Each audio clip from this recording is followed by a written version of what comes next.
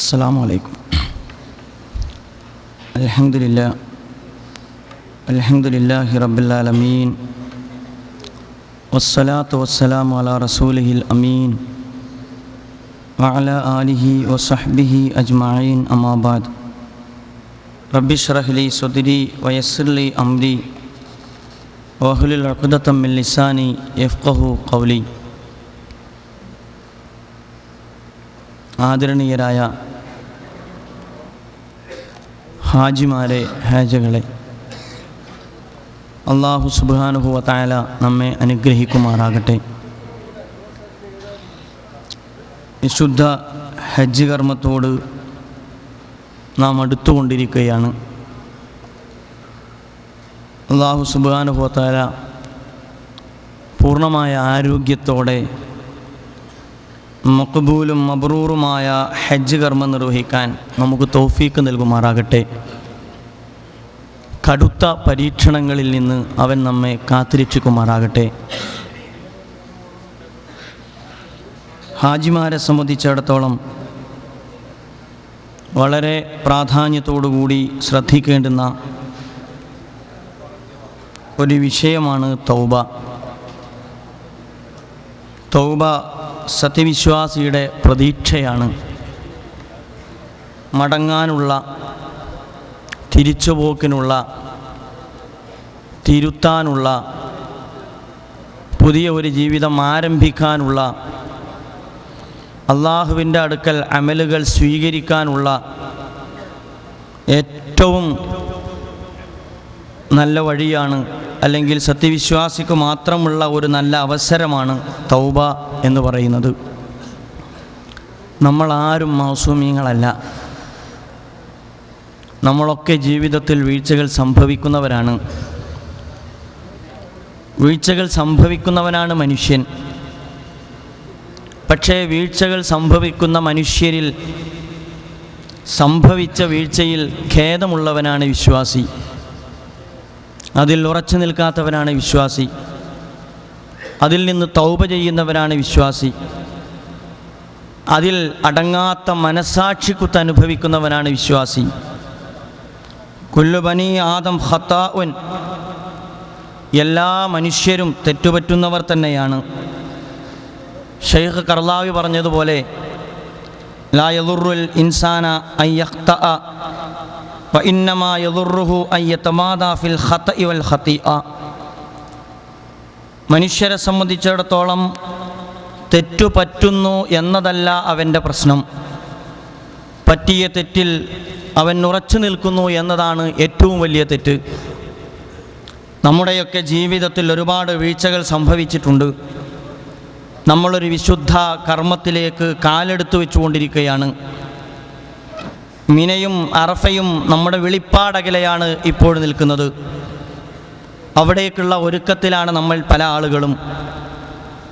ആ ഒരുക്കം എത്രമാത്രം എന്ന് ചോദിച്ചാൽ, പനി പിടിച്ച ആളുകൾ പനിച്ചോട്ടെ, ദുൽഹജ്ജ് 8 ആകുമ്പോഴേക്ക് പനി തീർന്നു കിട്ടിയാൽ മതിയായിരുന്നു. നമ്മുടെ മനസ്സ് മിനയിലേക്ക്, നമ്മുടെ മനസ്സ് അറഫയിലേക്ക്, നമ്മുടെ മനസ്സ് മുസ്ദലിഫയിലേക്ക് കൊതിച്ചുകൊണ്ടിരിക്കുകയാണ്. ആ കൊതിക്കുന്ന മനസ്സിനെ സംബന്ധിച്ചിടത്തോളം കളങ്കരഹിതമായ മനസ്സായിരിക്കണം അത്. പാപപങ്കിലമായ മനസ്സുകളല്ല, പാപപങ്കിലമായ മനസ്സുകളെ തന്നെ തൗബ കൊണ്ട് കഴുകി വൃത്തിയാക്കിയ വ്യക്തിത്വങ്ങളായി നമുക്ക് മിനയിലേക്ക് യാത്ര തിരിക്കാൻ കഴിയണം. അല്ലാഹു സുബ്ഹാനഹു വ തആല സത്യവിശ്വാസികളോട് വിശുദ്ധ ഖുർആനിൽ പല സ്ഥലങ്ങളിൽ പല സ്വഭാവത്തിൽ മടങ്ങാൻ ആവശ്യപ്പെടുന്നുണ്ട്.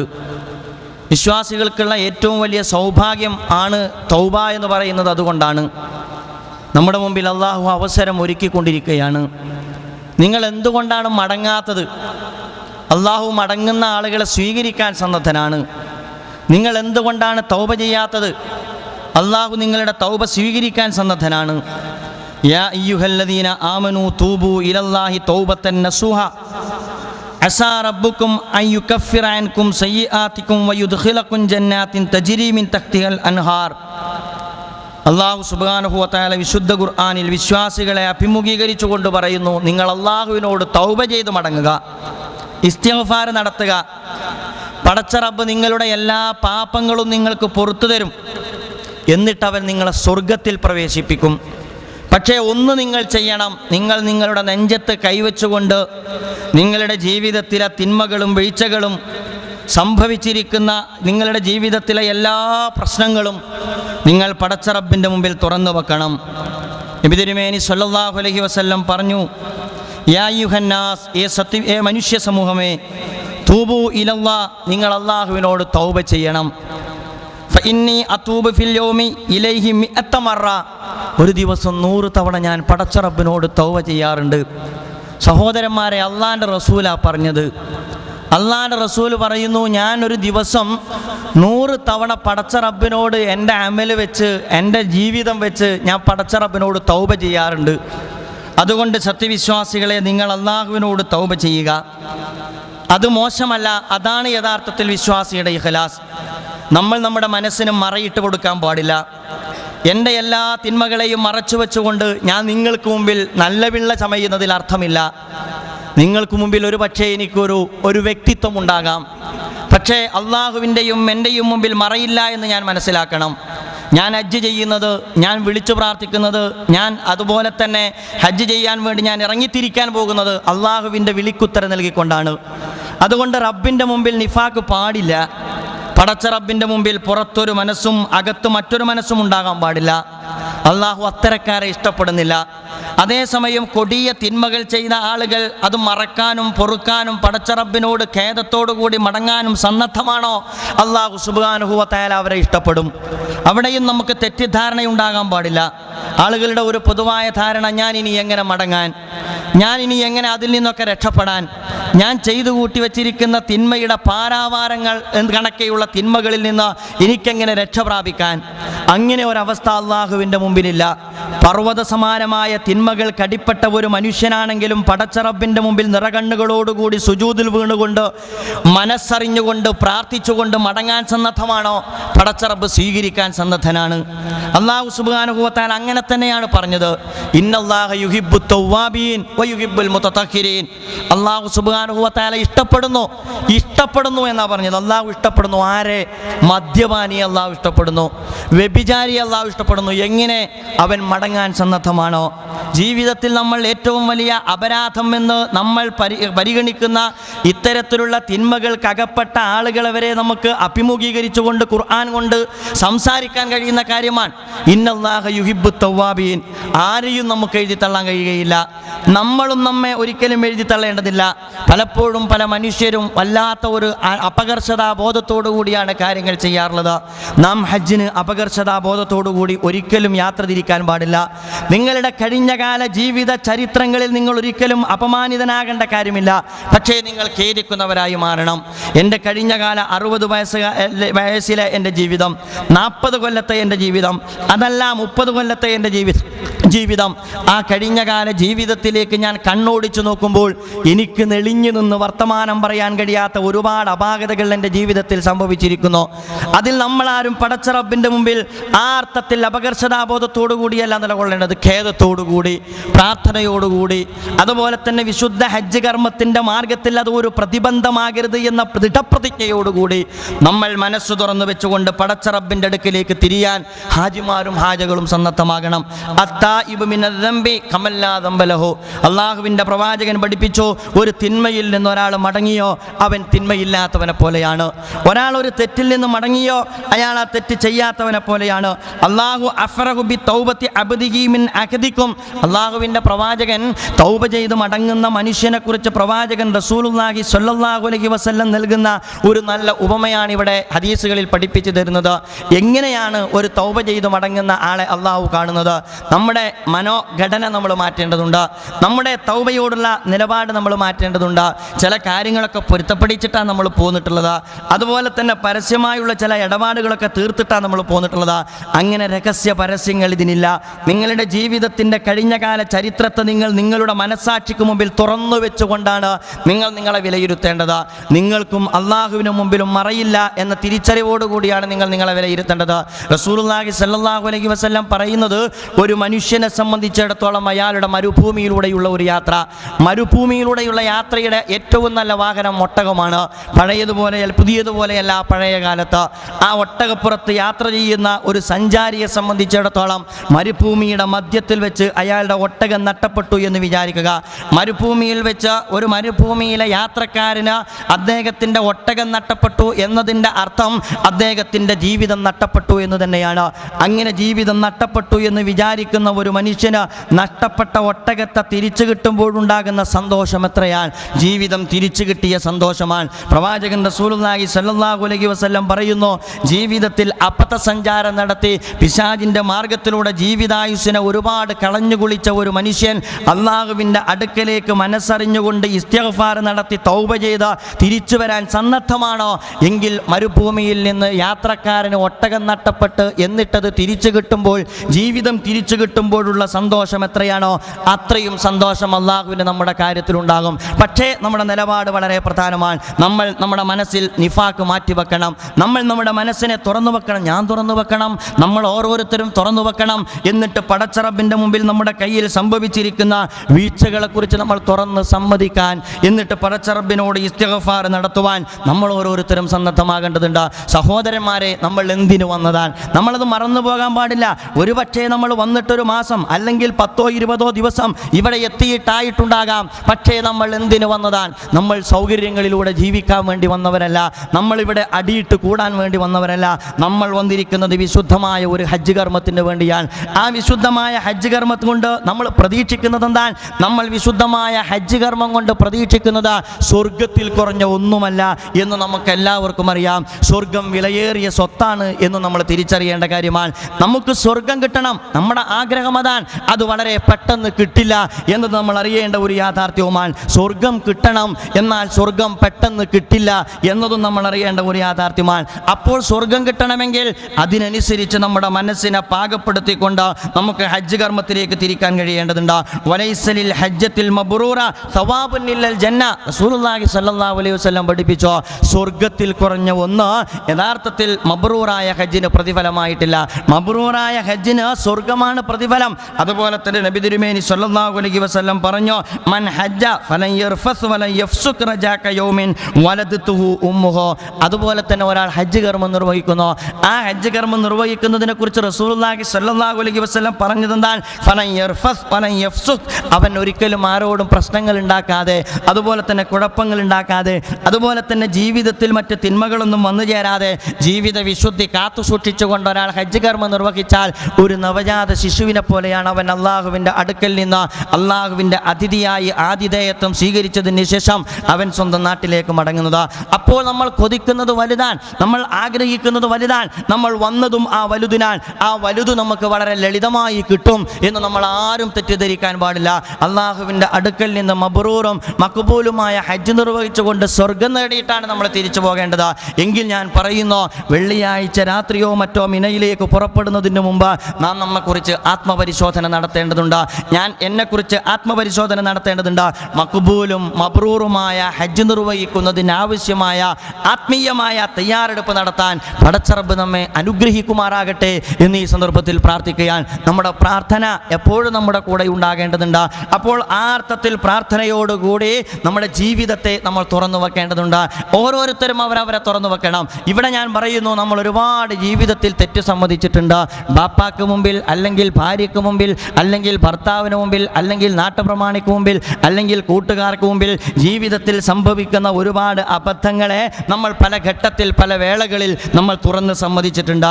അങ്ങനെ നമ്മൾ തുറന്നു വെക്കുന്ന ഘട്ടത്തിലെല്ലാം അല്പം നമ്മൾ മറച്ചു പിടിച്ചിട്ടുണ്ട്. എൻ്റെ ഭാര്യയോട് തുറന്നു വെച്ചപ്പോഴും അല്പം മറച്ചു വെച്ചോ, ഭർത്താവിനോട് തുറന്നു വെച്ചപ്പോഴും അല്പം മറച്ചു വെച്ചോ, ബാപ്പാനോട് തുറന്നു വെച്ചപ്പോഴും അല്പം മറച്ചു വെച്ചോ. ഇങ്ങനെ മറച്ചു വെക്കാൻ നമുക്ക് അവസരമില്ല എന്ന് നമ്മൾ മനസ്സിലാക്കണം. അള്ളാഹുവിൻ്റെ മുമ്പിൽ എൻ്റെ ജീവിതത്തെ ഞാൻ പൂർണ്ണമായും തുറന്നു വെക്കണം. ഇവിടെ എനിക്ക് പറയാനുള്ളത്, ഓരോരുത്തരും മനസ്സിലാക്കേണ്ടതുണ്ട്, അവരവരെക്കുറിച്ച് ഏറ്റവും നന്നായിട്ടറിയുക അവരവർക്കാണ്. എന്നെക്കുറിച്ച് ഏറ്റവും നന്നായിട്ടറിയുക എനിക്കാണ്. നിങ്ങൾക്കൊരു പക്ഷേ എന്നെക്കുറിച്ചറിയാം, എൻ്റെ കുടുംബത്തിന് എന്നെക്കുറിച്ചറിയാം, എൻ്റെ ഭാര്യയ്ക്കും എന്നെക്കുറിച്ചറിയാം, എൻ്റെ കുട്ടികൾക്കും എന്നെക്കുറിച്ചറിയാം. അവരെക്കാളൊക്കെ കൂടുതൽ എനിക്കെന്നെക്കുറിച്ചറിയാം. ആരാണ് ഞാൻ? എൻ്റെ ജീവിതത്തിൻ്റെ രഹസ്യ തലം എന്താണ്? എൻ്റെ മനോഗതം എന്താണ്? എൻ്റെ മനസ്സിൻ്റെ അന്തരാളങ്ങളിൽ ഉയർന്നു വരാറുള്ള ചിന്തകൾ എന്താണ്? എൻ്റെ കാഴ്ചപ്പാടുകൾ എന്താണ്? എൻ്റെ മനസ്സിലിരിപ്പ് എന്താണ്? എനിക്കാണറിയുക. അവിടെയാണ് ഞാൻ പറഞ്ഞത്, എൻ്റെ ജീവിതത്തെ ഞാൻ തുറന്നു വെക്കണം, അള്ളാഹുവിൻ്റെ മുമ്പിൽ തുറന്നു വെക്കണം. എന്നിട്ട് എൻ്റെ ജീവിതത്തിൽ കഴിഞ്ഞിരിക്കുന്ന അല്ലെങ്കിൽ എൻ്റെ ജീവിതത്തിൽ വീണിരിക്കുന്ന കറുത്ത പുള്ളികളെ ഞാൻ അടയാളപ്പെടുത്തണം. ആ കറുത്ത പുള്ളികളെ ഞാൻ അടയാളപ്പെടുത്തുന്നിടത്താണ് എൻ്റെ നെഞ്ച് വിജയിക്കുന്നത്.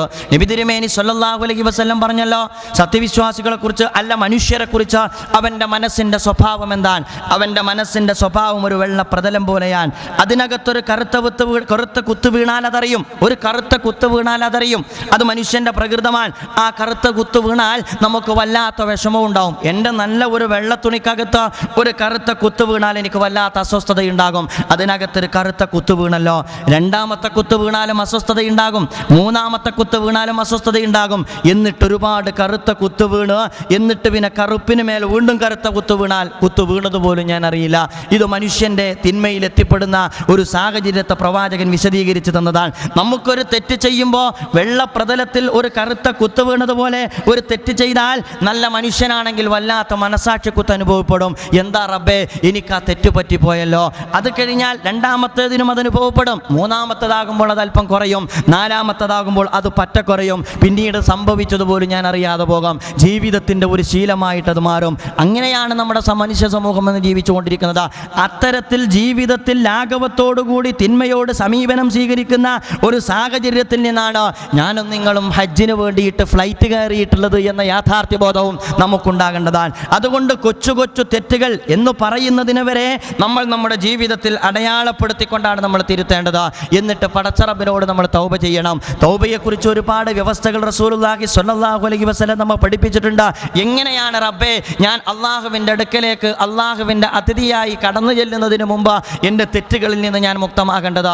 ഒന്നാമതായിട്ട് എനിക്ക് എൻ്റെ തെറ്റിൽ വല്ലാത്ത ഖേദമുണ്ടാകണം. പറ്റിപ്പോയിരിക്കുന്നു, നമുക്കുണ്ടാകാതെ പോകുന്നതാണ്, നമുക്ക് പലപ്പോഴും നഷ്ടപ്പെട്ടുകൊണ്ടിരിക്കുന്നതാണ്. അതെന്താണെന്ന് ചോദിച്ചാൽ നമ്മെ സംബന്ധിച്ചിടത്തോളം പറ്റിയ തെറ്റിനെ എങ്ങനെയാണ് ന്യായീകരിക്കുക എന്നതിനെക്കുറിച്ചാണ് നമ്മൾ ചിന്തിക്കുക.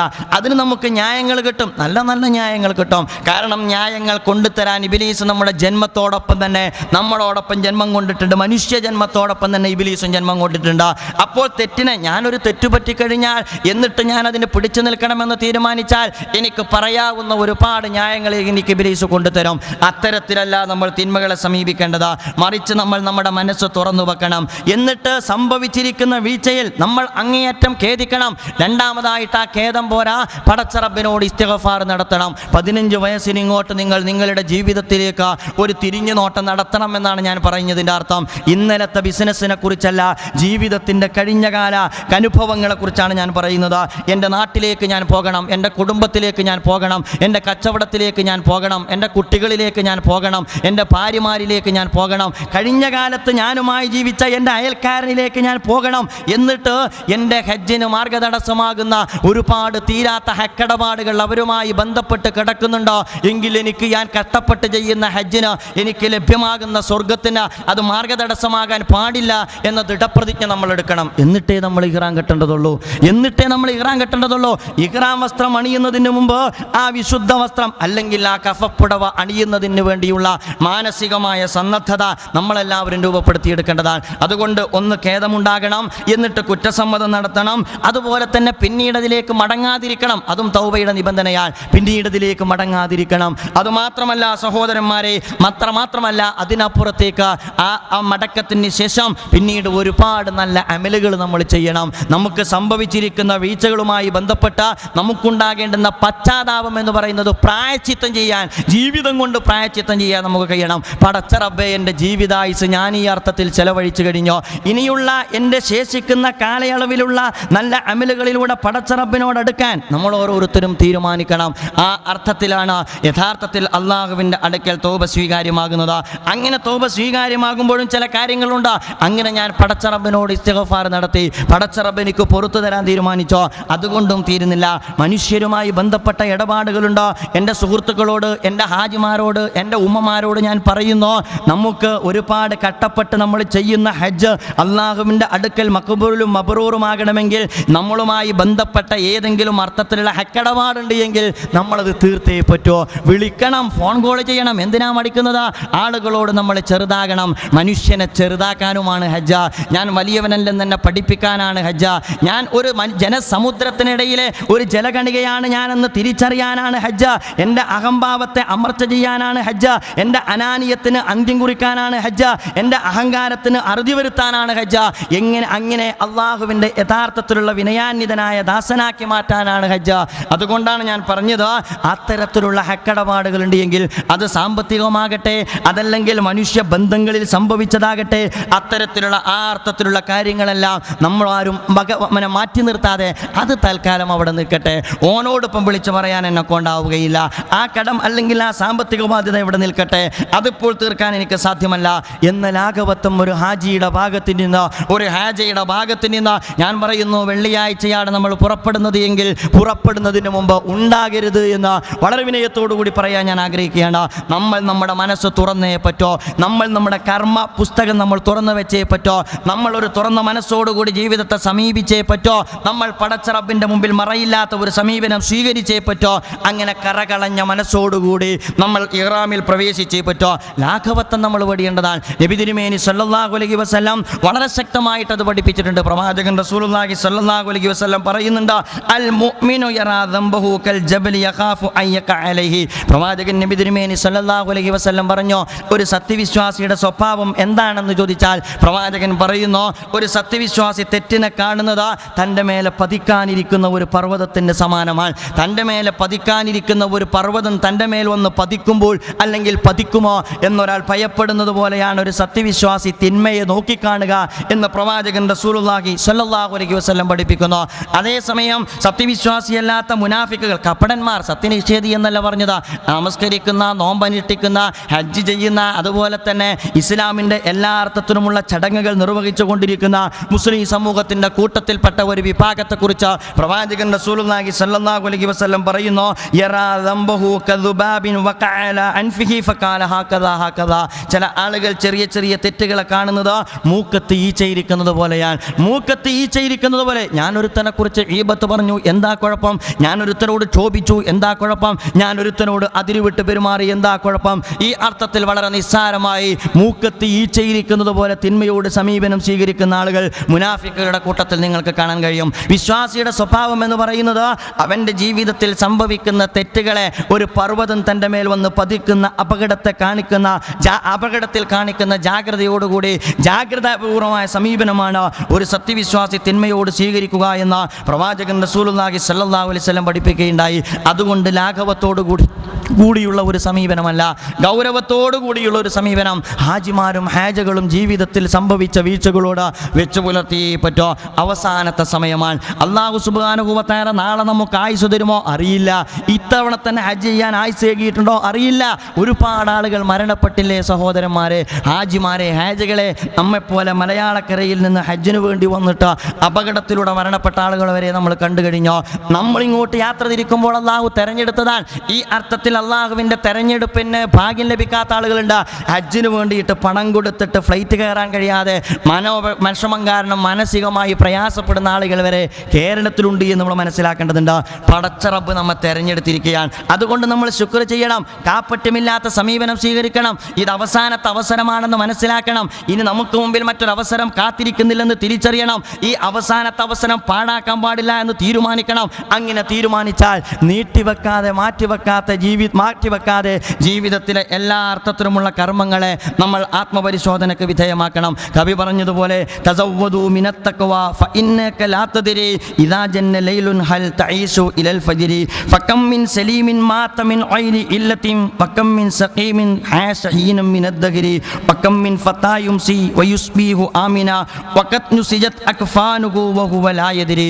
കവി വളരെ ഭംഗിയായി മനുഷ്യൻ്റെ മാറ്റിവെക്കലിനെ, മനുഷ്യൻ്റെ നീട്ടിവെക്കലിനെ വളരെ ഭംഗിയായിട്ട് അദ്ദേഹം അവതരിപ്പിക്കുന്നുണ്ട്. തദവ്വത് മിനത്തഖ്വ, നിങ്ങൾ തഖ്വ കൊണ്ടാണ് പാഥേയം ഒരുക്കേണ്ടത്.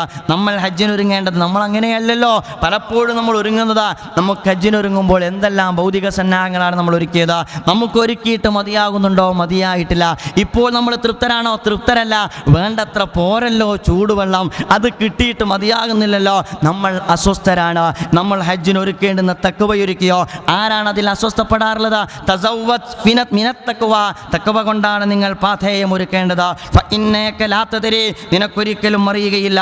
ഇദാ ജന്ന ലൈലുൻ ഹൽ തഈസു ഇലൽ ഫജ്രി, ഇന്ന് രാത്രി അന്ത്യയാമങ്ങളിൽ കണ്ണടച്ചു കഴിഞ്ഞാൽ നാളെ പുലരുമ്പോൾ, സൂര്യൻ ഉദിക്കുമ്പോൾ നാളത്തെ പ്രഭാതത്തെ കാണാൻ നിനക്കായുസുണ്ട് എന്നൊരിക്കലും നിനക്ക് പറയുക സാധ്യമല്ല.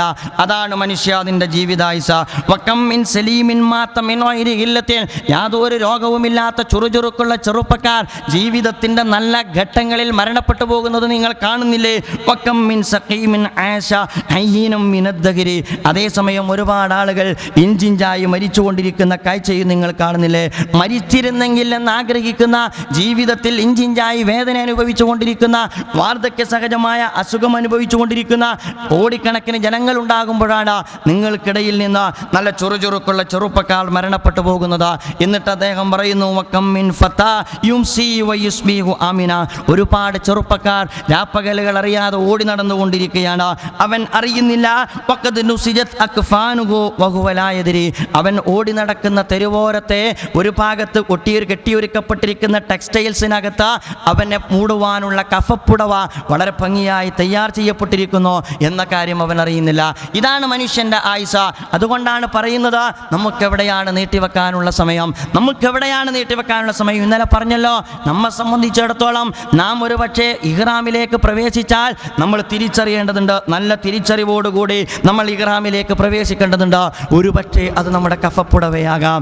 നാം മരണപ്പെട്ടാൽ, നാം നാളെ നാട്ടിലേക്കില്ല എങ്കിൽ, നമ്മുടെ ജീവിതം ഇതോടുകൂടി അവസാനിക്കുകയാണ് എങ്കിൽ, നാം കഫപ്പുടവയാണ് യഥാർത്ഥത്തിൽ നമ്മുടെ ഇഹ്റാമിലൂടെ അണിയാൻ പോകുന്നത് എന്ന തിരിച്ചറിവ് നമുക്കുണ്ടാകണം. മരിക്കാൻ തീരുമാനിക്കുന്ന ഒരു മനുഷ്യൻ്റെ മനസ്സിൽ അയാൾ ആഗ്രഹിക്കുന്ന ഒരുപാട് കാര്യങ്ങളുണ്ടല്ലോ. ആ ആഗ്രഹത്തോടെ, ആ കാര്യങ്ങളുടെ ഗൗരവത്തോടെ നമ്മെ സംബന്ധിച്ചിടത്തോളം അള്ളാഹുവിൻ്റെ ആതിഥ്യം സ്വീകരിക്കുന്നതിന് മുമ്പ് നാം നമ്മുടെ ജീവിതത്തെ വിലയിരുത്തേണ്ടതാണ്. പ്രവാചകൻ റസൂലുള്ളാഹി സ്വല്ലല്ലാഹു അലൈഹി വസല്ലമയുടെ, പ്രവാചകൻ്റെ അനുചരന്മാരുടെ ഒരുപാട് മാതൃകകൾ നമുക്ക് മുമ്പിലുണ്ട്. ആ മാതൃകകൾ നമുക്ക് പാഠമാകേണ്ടതുമുണ്ട്. നിങ്ങൾക്കറിയില്ലേ, നബി തിരുമേനി സ്വല്ലല്ലാഹു അലൈഹി വസല്ലം, പ്രവാചകൻ്റെ കൂടെ ഉണ്ടായിരുന്ന അനുചരന്മാർ, അവർ കൊച്ചു കൊച്ചു വീഴ്ചകളെ വരെ വളരെ ഗൗരവത്തോടു കൂടിയാണ് കണ്ടത്. സൂറത്തു തൗബ, തൗബ എന്ന് പറയുന്ന സൂറത്തു തൗബ എന്ന പേരിൽ ഒരു ഖുർആനിലെ വലിയ ഒരു സൂക്തം തന്നെ നമ്മളെല്ലാവരും പഠിക്കുന്നവരാണ്. എന്താണ് അതിൻ്റെ പശ്ചാത്തലം? നമ്മൾ തിരിച്ചറിയേണ്ടതാണ്. എന്താണ് അതിൻ്റെ പശ്ചാത്തലം? ഒരു വലിയ വ്യഭിചാര കുറ്റം ചെയ്തതല്ല, അതല്ലെങ്കിൽ വലിയ പലിശ വാങ്ങിയതല്ല, അഥവാ ഇസ്ലാമിക ചരിത്രത്തിൽ ഒരു യുദ്ധവുമായി ബന്ധപ്പെട്ട മുന്നൊരുക്കത്തിൽ, എന്നിട്ട് യുദ്ധസന്നാഹങ്ങളും ഒരുക്കിയുള്ള പ്രവാചകൻ്റെ പ്രയാണത്തിൽ ഏതാനും പ്രവാചകൻ്റെ കൂടെയുണ്ടായിരുന്ന സന്തത സഹചാരികൾക്ക് സംഭവിച്ച ചെറിയ അലസതയെയാണ് യഥാർത്ഥത്തിൽ വിശുദ്ധ ഖുർആനിൽ വളരെ കണിശമായി, കർക്കശമായി കൈകാര്യം ചെയ്യുന്നത്. അവരുടെ തൗബയുടെ വിലയെങ്കിലും നമ്മൾ തിരിച്ചറിയേണ്ടതാണ്. കൊച്ചു കൊച്ചു തെറ്റുകളെ വലിയ വലിയ പാപമായി തിരിച്ചറിയാനും പടച്ചറബിൻ്റെ മുമ്പിൽ അത് ഏറ്റുപറയുവാനും അള്ളാഹുവിൻ്റെ പ്രവാചകൻ്റെ അനുചരന്മാർക്ക് യാതൊരു മടിയും ഉണ്ടായിരുന്നില്ല. കഅബ് ബിൻ മാലിക്കും അതുപോലെ തന്നെ ഹിലാൽ ബിൻ ഉമയ്യയും മുറാറത്ത് ബിൻ റബിയയും ചരിത്രത്തിൽ നമുക്കറിയാവുന്ന വ്യക്തിത്വങ്ങളാണ്. അവർ മോശക്കാരല്ല, അവർ നമ്മെപ്പോലെയല്ല. അള്ളാഹുവിൻ്റെ പ്രവാചകൻ്റെ കൂടെ 27 യുദ്ധത്തിൽ 26 പങ്കെടുത്ത ആളാണ് കഅബ് ബിൻ മാലിക്. അതിനേക്കാളും വലിയ സന്നദ്ധത എന്താണ്? അതിനേക്കാളും വലിയ സമർപ്പണം എന്താണ്? ആ ബഹുമാന്യനായ കഅബ് ബിൻ മാലിക് റളിയല്ലാഹു അൻഹു യുദ്ധത്തിന് പോകണ്ടെന്ന് തീരുമാനിച്ചിട്ടില്ല. വലിയ ക്ഷാമം അനുഭവിക്കുന്ന ഘട്ടം, ആ ഘട്ടത്തിലാണ് പ്രവാചകൻ റസൂലുള്ളാഹി സ്വല്ലല്ലാഹു അലൈഹി വസല്ലം യുദ്ധത്തിന് പോകാൻ വേണ്ടി തീരുമാനിക്കുന്നത്. തബൂക്ക് യുദ്ധം. പ്രവാചകൻ്റെ അനുചരന്മാരെല്ലാവരും സംഘടിച്ചോ, ഉള്ളവർ ഇല്ലാത്തവരെ സഹായിച്ചോ. ഉമർ ബിൻ ഖത്താബ് റളിയല്ലാഹു അൻഹുവും സിദ്ദീഖുൽ അക്ബർ റളിയല്ലാഹു അൻഹുവും മത്സരിച്ചോ. എന്തിനു വേണ്ടി? യുദ്ധത്തിന് ചെലവഴിക്കുന്ന കാര്യത്തിൽ എല്ലാവരും മത്സരിച്ചോ. അങ്ങനെ യുദ്ധത്തിന് പുറപ്പെടുന്ന ഘട്ടത്തിൽ കഅബ് ബിൻ മാലിക് റളിയല്ലാഹു അൻഹു തീരുമാനിച്ചോ, അത്യാവശ്യം നല്ല വാഹനം എൻ്റെ കയ്യിലുണ്ട്, അത്യാവശ്യം നല്ല വാഹനം എൻ്റെ കയ്യിലുണ്ട്, അതുപോലെ തന്നെ സൗകര്യങ്ങളുണ്ട്, അതുകൊണ്ട് പ്രവാചകൻ അങ്ങ് പുറപ്പെടട്ടെ, എന്നിട്ട് പ്രവാചകൻ്റെ പിന്നിൽ പുറപ്പെട്ടാൽ മതിയല്ലോ എന്നേ കഅബ് ബിൻ മാലിക് റളിയല്ലാഹു അൻഹു തീരുമാനിച്ചിട്ടുള്ളൂ. പക്ഷേ പിറ്റത്തെ ദിവസം തീരുമാനിച്ചു, ഇനിയും സമയമുണ്ടല്ലോ. അവസാനം അദ്ദേഹത്തിന് പുറപ്പെടാൻ കഴിഞ്ഞില്ല. അങ്ങനെ പ്രവാചകൻ റസൂലുള്ളാഹി സ്വല്ലല്ലാഹു അലൈഹി വസല്ലം തബൂക്ക് യുദ്ധവുമായി ബന്ധപ്പെട്ട ഇടപാടുകളൊക്കെ പൂർത്തീകരിച്ച് എന്നിട്ട് നാട്ടിലെത്തി. പ്രവാചകൻ നബി തിരുമേനി സ്വല്ലല്ലാഹു അലൈഹി വസല്ലം തൻ്റെ പള്ളിയിൽ ഇരുന്നു കൊണ്ട് യുദ്ധത്തിൽ പങ്കെടുക്കാത്ത ആളുകളിൽ നിന്ന് വിശദീകരണം തേടിക്കൊണ്ടിരിക്കുകയാണ്. അതാണ് ഞാൻ പറഞ്ഞത്, സമ്മതിക്കാനുള്ള മനസ്സാണ് വിശ്വാസിയുടെ ആർജവം എന്ന് പറയുന്നത്. മറച്ചു വെക്കുക എന്നത് പറയുന്നത് കാപ്പട്ടിമാൻ. ഞാൻ മറച്ചു വെച്ച് സംസാരിക്കാൻ പാടില്ല, എൻ്റെ മനസ്സ് ഞാൻ തുറന്നു വെക്കണം. നിങ്ങൾ ആലോചിച്ച് നോക്കുക, ഓരോരുത്തർ റസൂലുള്ളാഹിന്റെ അടുത്ത് വന്നോ, മുനാഫിക്കുകളായ ആളുകൾ ഓരോ കാരണം പറഞ്ഞോ, വീട്ടിൽ നിന്ന് പുറപ്പെടാൻ പറ്റിയില്ല, വേണ്ടത്ര സൗകര്യങ്ങൾ ഉണ്ടായില്ല, അവരവർക്ക് കഴിയാവുന്ന ഒരുപാട് ഉദറുകൾ ഓരോരുത്തരും പറഞ്ഞോ. മഹാനായ പ്രവാചകൻ റസൂലുള്ളാഹി സ്വല്ലല്ലാഹു അലൈഹി വസല്ലമയുടെ മുമ്പിൽ വിശ്വാസികളായ കഅബ് ബിൻ മാലിക്കിനും ഹിലാലത്ത് ബിൻ റബിയക്കും ഹിലാലത്ത് ബിൻ ഉമയ്യക്കും അതുപോലെ തന്നെ മുറാറത്ത് ബിൻ റബിയക്കും കാരണങ്ങൾ പറയാനുണ്ടായിരുന്നു. പക്ഷേ അവർ കാരണങ്ങൾ പറഞ്ഞില്ല. കാരണം ന്യായമായ കാരണങ്ങളല്ല അവരുടെ അടുത്തുള്ളത്. അവർ റസൂലുള്ളാഹിന്റെ അടുത്ത് വന്നിട്ട് അവർക്ക് സംഭവിച്ച കാര്യങ്ങൾ പറഞ്ഞു. പ്രവാചകൻ റസൂലുള്ളാഹി സ്വല്ലല്ലാഹു അലൈഹി വസല്ലം തീരുമാനിച്ചത് എന്താണെന്നറിയാമോ? പ്രവാചകൻ തീരുമാനിച്ചോ, നമുക്കിടയിൽ പടച്ച റബ്ബ് തീരുമാനമെടുക്കട്ടെ. ഞാൻ പറഞ്ഞു വരുന്നത് എന്താണ് തെറ്റ് എന്ന് നിങ്ങൾ ആലോചിക്കണം. എന്താണ് തെറ്റ് എന്ന് ചോദിച്ചാൽ, ഒരു യുദ്ധത്തിലേക്ക് പുറപ്പെടുമ്പോൾ യുദ്ധസന്നാഹത്തിൻ്റെ കൂടെ ആ സമയത്ത് പുറപ്പെടാൻ അവർക്ക് വൈകിപ്പോയി. അങ്ങനെ യുദ്ധത്തിൽ പങ്കെടുക്കാൻ കഴിയാതെ പോയി. എന്തെങ്കിലും കാരണം പറഞ്ഞിട്ട് അവർക്ക് പിൻവാങ്ങാമായിരുന്നോ? പക്ഷേ അവർ മനസ്സ് തുറന്നു, പ്രവാചകരെ, ഞങ്ങളെ ബാധിച്ചിരിക്കുന്നത് ഇന്നാലിന്ന വസുവാസുകളാണ്, അതുകൊണ്ട് ഞങ്ങളുടെ കയ്യിൽ സംഭവിച്ചത് അങ്ങയുടെ മുമ്പിൽ ഞങ്ങൾ തുറന്നു വെക്കുന്നു. പ്രവാചകൻ കൊടുത്ത ശിക്ഷ എത്രയാണെന്നറിയാമോ? നമ്മൾ ആലോചിക്കേണ്ട കാര്യമാണ്. അള്ളാഹു കൊടുത്ത ശിക്ഷ എന്ന് നമ്മൾ പറയുന്നത് ചെറിയ വീഴ്ചകൾക്ക് യഥാർത്ഥത്തിൽ ആ തൗബ കൊണ്ട് ആ മനസ്സ് കഴുകിക്കളയുവാൻ വേണ്ടി അവർക്ക് കൊടുക്കേണ്ടി വന്ന വില എന്ന് പറയുന്നത്, അള്ളാഹുവിൻ്റെ പ്രവാചകനും അനുചരന്മാരും പിന്നീട് അള്ളാഹുവിൻ്റെ തീരുമാനം വരുന്നതുവരെ അവരോടാരോടും മിണ്ടുന്നില്ല. അഥവാ ഈ മൂന്നാളുകളോടും മിണ്ടാൻ പാടില്ല, അവർ സംസാരിക്കുകയില്ല. പ്രവാചകൻ റസൂലുള്ളാഹി സ്വല്ലല്ലാഹു അലൈഹി വസല്ലമയുമായി ബന്ധപ്പെട്ട കഅബ് ബിൻ മാലിക് റളിയല്ലാഹു അൻഹു ചരിത്രത്തിൽ അത് വളരെ ഭംഗിയായി വിശദീകരിക്കുന്നുണ്ട്. നിറകണ്ണുകളോടുകൂടിയല്ലാതെ ആ ചരിത്രം നമുക്ക് വായിച്ചെടുക്കുക സാധ്യമല്ല. അള്ളാഹുവിൻ്റെ പ്രവാചകനെ ഏറ്റവും കൂടുതൽ സ്നേഹിക്കുന്ന വ്യക്തിയായിരുന്നു കഅബ് ബിൻ മാലിക് റളിയല്ലാഹു അൻഹു. അങ്ങനെ കഅബ് ബിൻ മാലിക് റളിയല്ലാഹു അൻഹു പറയുന്നു, ഞങ്ങൾ 3 പേർ ലോകത്തിനകത്ത് ഞങ്ങൾ ഇടുങ്ങിയതുപോലെ ഞങ്ങൾക്ക് അനുഭവപ്പെട്ടോ. വിശുദ്ധ ഖുർആൻ അങ്ങനെ തന്നെയാണ് അവരെക്കുറിച്ച് പരാമർശിച്ചത്. ഞാനത് വിശദാംശങ്ങളിലേക്ക് കടക്കുകയല്ല സഹോദരന്മാരെ. പക്ഷേ നമ്മൾ അറിയേണ്ടതുണ്ട്, മഹാനായ കഅബ് ബിൻ മാലിക് റളിയല്ലാഹു അൻഹു പറയുന്നു, 10-26 യുദ്ധങ്ങളിൽ പങ്കെടുത്ത കഅബ് ബിൻ മാലിക്, പ്രവാചകനെ കരളിൻ്റെ കഷ്ണം പോലെ സ്നേഹിക്കുന്ന കഅബ് ബിൻ മാലിക്. ആ കഅബ് ബിൻ മാലിക് പറയുന്നു, എന്നെ കണ്ടാൽ എൻ്റെ സഹാബാക്കൾ എന്നിൽ നിന്ന് തിരിഞ്ഞു പോകും, എന്നിട്ട് അവരുടെ മുഖം കിട്ടാൻ ഞാൻ പണിപ്പെടുമ്പോൾ അവർ ഞങ്ങളിൽ നിന്ന് മുഖം തിരിക്കും. റസൂലുള്ളാഹി സ്വല്ലല്ലാഹു അലൈഹി വസല്ലം ഫഉസല്ലിമു അലൈഹി വഹുവ ഫീ മജ്ലിസിഹി ബഅദ സ്വലാത്ത് ഫഅഖൂലു ഫീ നഫ്സി ഹൽ ഹറക ശഫതൈഹി ബിറദ്ദി സലാം അം ലാ. അല്ലാഹുവിൻ്റെ പ്രവാചകനെ കാണുമ്പോൾ ആർത്തിയോടുകൂടി ഞാൻ പള്ളിയിലേക്ക് ചെല്ലും. അങ്ങനെ എൻ്റെ റസൂലിനെ കണ്ടാൽ ഒരു സലാം പറയുക എൻ്റെ ആഗ്രഹമാണ്. അല്ലാഹുവിൻ്റെ പ്രവാചകനോട് ഞാൻ സലാം പറയും. പക്ഷേ പ്രവാചകൻ സലാം മടക്കിയില്ലേ എനിക്കറിയില്ല. അല്ലാഹുവിൻ്റെ പ്രവാചകൻ്റെ ചുണ്ടനങ്ങുന്നില്ല. നിങ്ങൾ ആലോചിച്ച് നോക്കുക, ഒരു സഹാബി ഒരു സമൂഹത്തിനകത്ത് എന്താണ് ചെയ്തത്? നമ്മളൊക്കെ നമ്മുടെ തെറ്റുകളെക്കുറിച്ച് നമ്മൾ വിചാരണ നടത്തേണ്ടത് ഈ അളവുകോല് വെച്ചിട്ടാണ്. അള്ളാഹുവിൻ്റെ റസൂൽ മിണ്ടുന്നില്ല, അള്ളാഹുവിൻ്റെ പ്രവാചകൻ്റെ ചുണ്ടനങ്ങുന്നുണ്ടോ? വളരെ കൗതുകത്തോടുകൂടി ഈ സഹാബി വീക്ഷിക്കാറുണ്ട്. അദ്ദേഹം പറയുന്നു, ഞാൻ പ്രവാചകൻ്റെ മുഖത്ത് ഞാൻ നമസ്കരിക്കുമ്പോൾ റസൂലുള്ളാഹി സ്വല്ലല്ലാഹു അലൈഹി വസല്ലമക്ക് കഅബിനോട് സ്നേഹമില്ലാഞ്ഞിട്ടല്ല, പക്ഷേ കഅബിൻ്റെ കയ്യിൽ സംഭവിച്ചിരിക്കുന്ന വീഴ്ചകൾ തിരുത്തപ്പെടേണ്ടതുണ്ട്. ആ തിരുത്താൻ അല്പം കഅബ് അനുഭവിക്കേണ്ടതുണ്ട്. അള്ളാഹുവിൻ്റെ തീരുമാനമാണ്. പ്രവാചകന് കഅബിനോട് നല്ല സ്നേഹമുണ്ട്. പ്രവാചകൻ റസൂലുള്ളാഹി സ്വല്ലല്ലാഹു അലൈഹി വസല്ലമയെ കുറിച്ച് കഅബ് ബിൻ മാലിക് റളിയല്ലാഹു അൻഹു പറയുന്നു, വഇദാ അഖ്ബൽതു അലാ സ്വലാത്തി നളറ ഇലയ്യ വഇദാ ഇൽതഫ്തു നഹവഹു അഗ്റദനി. അങ്ങനെ ഞാൻ നമസ്കാരത്തിന് വേണ്ടി തക്ബീർ കെട്ടിയാൽ അള്ളാഹുവിൻ്റെ റസൂല് എൻ്റെ മുഖത്തേക്ക് നോക്കും. എന്നിട്ട് എന്നെ അള്ളാഹുവിൻ്റെ റസൂല് കൺകുളിർക്കെ കണ്ടുകൊണ്ടിരിക്കും. സലാം വീട്ടിയിട്ട് ഞാൻ റസൂലിൻ്റെ മുഖത്തേക്ക് നോക്കിയാൽ അള്ളാഹുവിൻ്റെ റസൂല് വീണ്ടും മുഖം തിരിക്കും. അതോടുകൂടി അദ്ദേഹത്തിൻ്റെ കണ്ണിൽ കണ്ണുനീര് ധാരധാരയായി കണ്ണിൽ നിന്നൊഴുകും. റസൂലിനെ കിട്ടുന്നില്ല, റസൂൽ സലാം അടക്കുന്നില്ല. ജീവിതത്തിൻ്റെ എല്ലാ അർത്ഥത്തിലുമുള്ള ഇടുക്കത്തിനിടക്ക് ആരോടും ബുദ്ധിമുട്ട് പറയാൻ കഴിയുന്നില്ല. ഒരുപാട് പ്രലോഭനങ്ങളും പ്രകോപനങ്ങളും വന്നോ. നിങ്ങൾ ആലോചിച്ച് നോക്കുക, അദ്ദേഹത്തോടൊപ്പം അടുത്ത് പണിയെടുക്കുന്ന അദ്ദേഹത്തിൻ്റെ മൂത്താപ്പയുടെ അമ്മിൻ്റെ മകൻ ഉണ്ടായിരുന്നു, അഥവാ അബൂ ഖത്താദ റളിയല്ലാഹു അൻഹു. ഇസ്ലാമിക ജിഹാദിനകത്ത് അദ്ദേഹത്തോടൊപ്പമുള്ള സന്തത സഹചാരി. ജീവിതത്തിൽ വല്ലാത്ത ഇടുക്കം അനുഭവിച്ചപ്പോൾ ഒരിക്കൽ കഅബ് ഇബ്നു മാലിക് റളിയല്ലാഹു അൻഹു വീടിൻ്റെ മതിൽ ചാടി കടന്നിട്ട് അബൂ ഖത്താദ റളിയല്ലാഹുവിൻ്റെ അടുക്കൽ ഓടിച്ചെന്നിട്ട് ചോദിച്ചു, യാ അബാ ഖത്താദ അൻഷദക ബില്ലാഹ് ഹൽ തഅലമുനി ഉഹിബ്ബുല്ലാഹ് വറസൂലുഹു ഫസകദ. അല്ല, എന്താണ് അബൂ ഖത്താദ ഈ സംഭവിക്കുന്നത്? താങ്കൾക്കറിയില്ലേ കഅബിനെ? താങ്കൾക്ക് ഈ കഅബിനെ അറിയില്ലേ? ഞാൻ എൻ്റെ റസൂലിനെ ഇഷ്ടപ്പെടുന്നുണ്ട് എന്ന്, ഞാൻ അള്ളാഹുവിനെ ഇഷ്ടപ്പെടുന്നുണ്ട് എന്ന് താങ്കൾക്കറിയില്ലേ? കഅബിനോട് അബൂ ഖത്താദയും മിണ്ടിയില്ല. ഫസകത, അദ്ദേഹം മൗനം പാലിച്ചോ. 40 ദിവസം ഈ ഏകാന്തവാസം അവർ അനുഭവിക്കുകയാണ്. എന്താണ് സഹോദരന്മാരെ വീഴ്ച? യുദ്ധത്തിന് പുറപ്പെടാൻ വൈകിപ്പോയി. പ്രവാചകന്റെ കൽപ്പന അനുസരിക്കുന്നിടത്ത് അല്പം അമാന്തം കാണിച്ചോ. 40 ദിവസം കഴിഞ്ഞപ്പോൾ കിട്ടുന്ന ആജ്ഞ എന്താണെന്നറിയാമോ? 40 ദിവസം കഴിഞ്ഞപ്പോൾ കിട്ടുന്ന ആജ്ഞ ഭാര്യയോട് മിണ്ടാൻ പാടില്ല. ആകെ ജീവിതത്തിൻ്റെ എല്ലാ മാനസിക പിരിമുറുക്കവും അനുഭവിക്കേണ്ടി വരുന്ന ഈ സഹാബിമാർക്ക് അല്പമെങ്കിലും വേദനകൾ പങ്കുവെക്കാനുണ്ടായിരുന്നത് ഭാര്യമാരോടായിരുന്നു. ആ ഭാര്യമാരുമായി വേദന പങ്കുവെക്കാനുള്ള അവസരവും പ്രവാചകൻ റസൂലുള്ളാഹി സ്വല്ലല്ലാഹു അലൈഹി വസല്ലം അള്ളാഹുവിൻ്റെ തീരുമാനപ്രകാരം വിലക്കുകയാണ്. ഹിലാൽ ഇബ്നു ഉമയ്യയുടെ ഭാര്യ വന്നിട്ട് പറഞ്ഞു, പ്രവാചകരെ, ഹിലാൽ വാർദ്ധക്യത്തിലാണ്, അതുകൊണ്ട് ഹിലാലിനെ പരിചരിക്കാനുള്ള അനുവാദം തരണം. പ്രവാചകൻ റസൂലുള്ളാഹി സ്വല്ലല്ലാഹു അലൈഹി വസല്ലം അത് കൊടുത്തു. അത് കേട്ടപ്പോൾ കഅബിനോട് പറഞ്ഞു, നിങ്ങൾക്കും പറഞ്ഞുകൂടെ? ഇല്ല, ഞാൻ എൻ്റെ റസൂലിനോട് ഇനി അത്തരത്തിലുള്ള ഇളവ് ചോദിക്കുകയില്ല. ഇളവ് കൊണ്ടാണ് ഈ കഅബിന് ഈ അവസ്ഥ വന്നെത്തിയിരിക്കുന്നത്. നിങ്ങൾ ആലോചിക്കേണ്ടതുണ്ട് സഹോദരന്മാരെ. 50 ദിവസം കഴിഞ്ഞിട്ടാണ് പടച്ച റബ്ബ് തൗബ സ്വീകരിക്കുന്നത്. തൗബ സ്വീകരിച്ചപ്പോഴുള്ള കാഴ്ച ഇസ്ലാമിക ചരിത്രം വിശദീകരിക്കുന്നുണ്ട്. കഅബിനോട് മിണ്ടാത്തതിൽ വിഷമം പൂണ്ട് കഴിയുന്ന സഹാബിവര്യന്മാർ ഒരു സുപ്രഭാതത്തിൽ മതിലും ചാടി ഒരു വലിയ ജനക്കൂട്ടം വരുന്നു. എന്താണ് പ്രശ്നം എന്ന് ചോദിച്ചാൽ, കഅബിൻ്റെ തൗബ അല്ലാഹു സ്വീകരിച്ചതായിട്ട് പ്രവാചകൻ റസൂലുള്ളാഹി സ്വല്ലല്ലാഹു അലൈഹി വസല്ലമക്ക് അറിയിപ്പ് കിട്ടി. അങ്ങനെ കഅബിനെ അവർ സ്വീകരിച്ചോ. അങ്ങനെ കഅബ് റസൂലുള്ളാഹി സ്വല്ലല്ലാഹു അലൈഹി വസല്ലമയുടെ അടുക്കൽ നടന്നു വരികയാണ്.